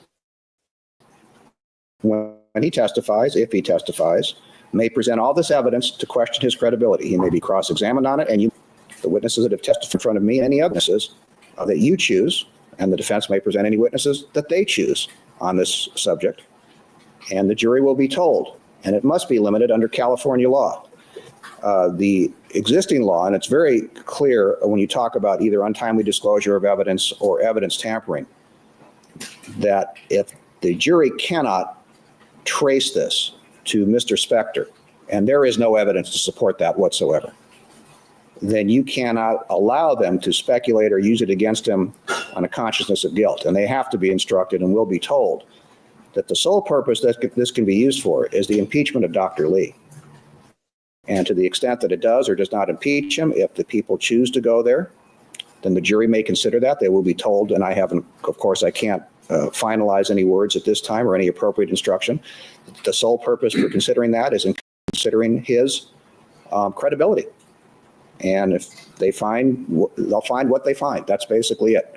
But it won't be used against Mr. Spector on the issue of guilt or innocence. It cannot be. The law is very prescribed on that. But clearly the people may go forward, and we will worry about the language of any instruction to have the jury make appropriate credibility findings as to Dr. Lee, if he takes the stand.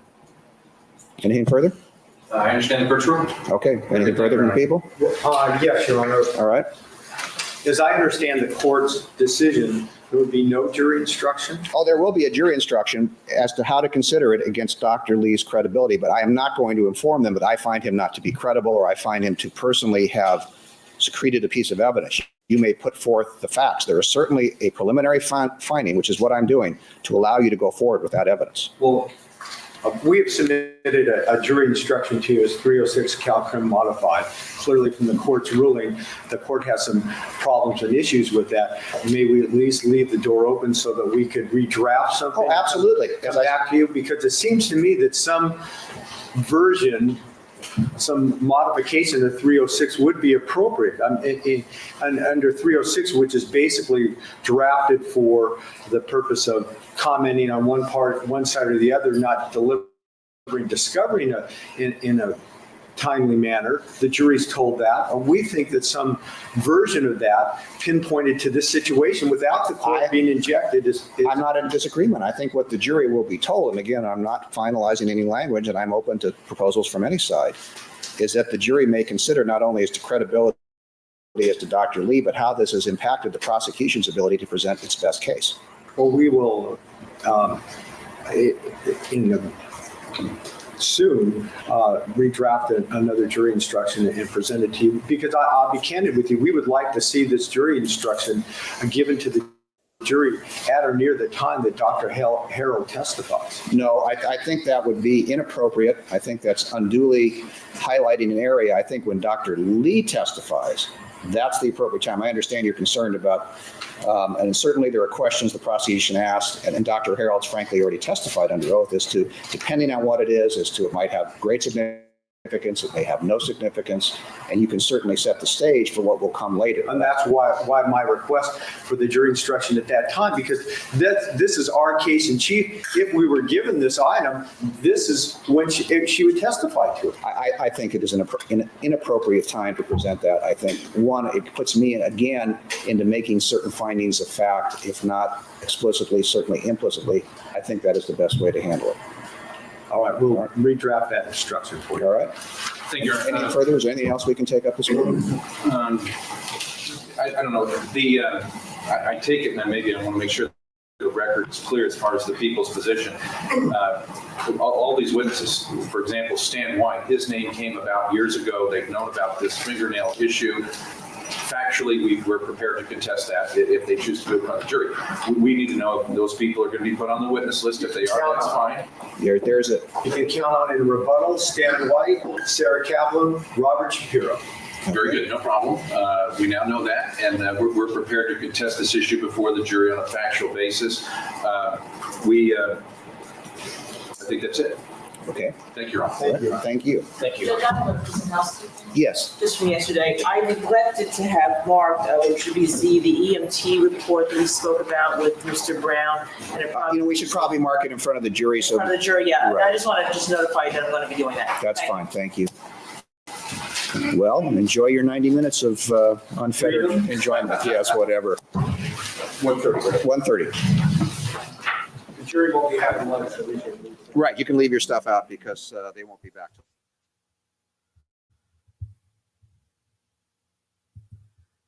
Yay, guys, we did it. We did it. We got through the hearing within a trial. Yay! And they came to a decision that Dr. Henry Lee is not credible. Why did we all trust that dude so much? He was like, oh, well, if Dr. Henry Lee said it, then it must be true.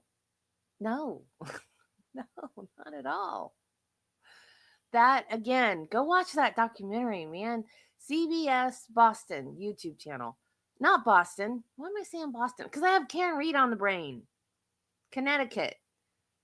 Connecticut. CBS Connecticut YouTube channel. Because he built like a school for forensics or whatever. I don't remember what it was called. You guys know I'm not good with details. Because chemo has fried my brain. I used to be a nurse. I used to could tell you everything about my patients and all their medicines and when they ate, what they ate, when they went to the bath. Like, I could tell you everything about everybody. Chemo fries your brain, people. So, we got through that. Hopefully, the rest will just be trial. Okay, guys. My headache's coming back, so I'm going to go lay down again. I don't know what's going on. It's not migraines. I think it's coming from my neck. So, this is my life, y'all. One thing gets fixed and then something else starts to hurt.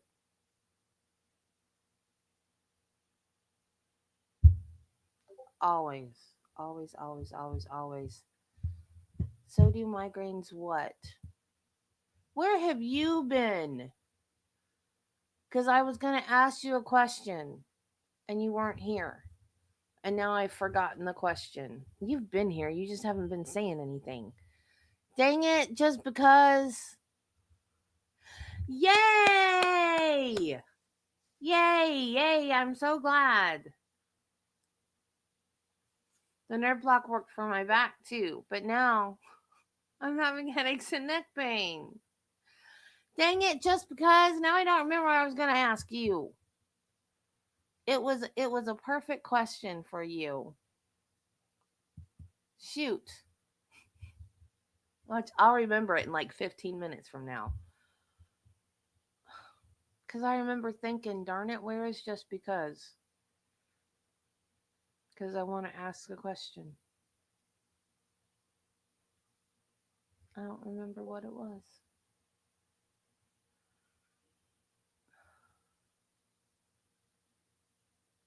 Oh well. Okay, guys. I will see you in the morning. We'll do Phil again. Well, I shouldn't promise that, actually.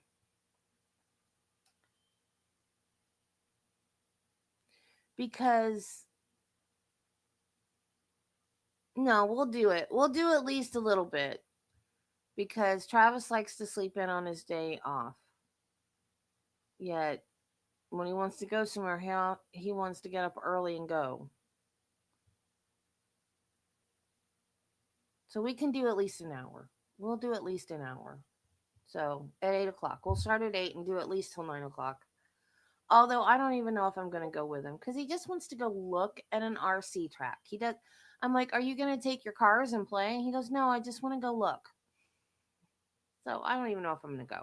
Whatever. Okay. Bye, guys. Bye, Carla. Be safe out there. And don't be sorry just because. I knew you were here. You're always here. I know you're here whether you say anything or not. I just didn't bother you because I figured if you weren't saying anything, you were busy. I just don't remember what I wanted to ask you now. It was one of those questions that you always know the answers to. Those type of answers. Darn it. Okay. Bye, guys. I love y'all.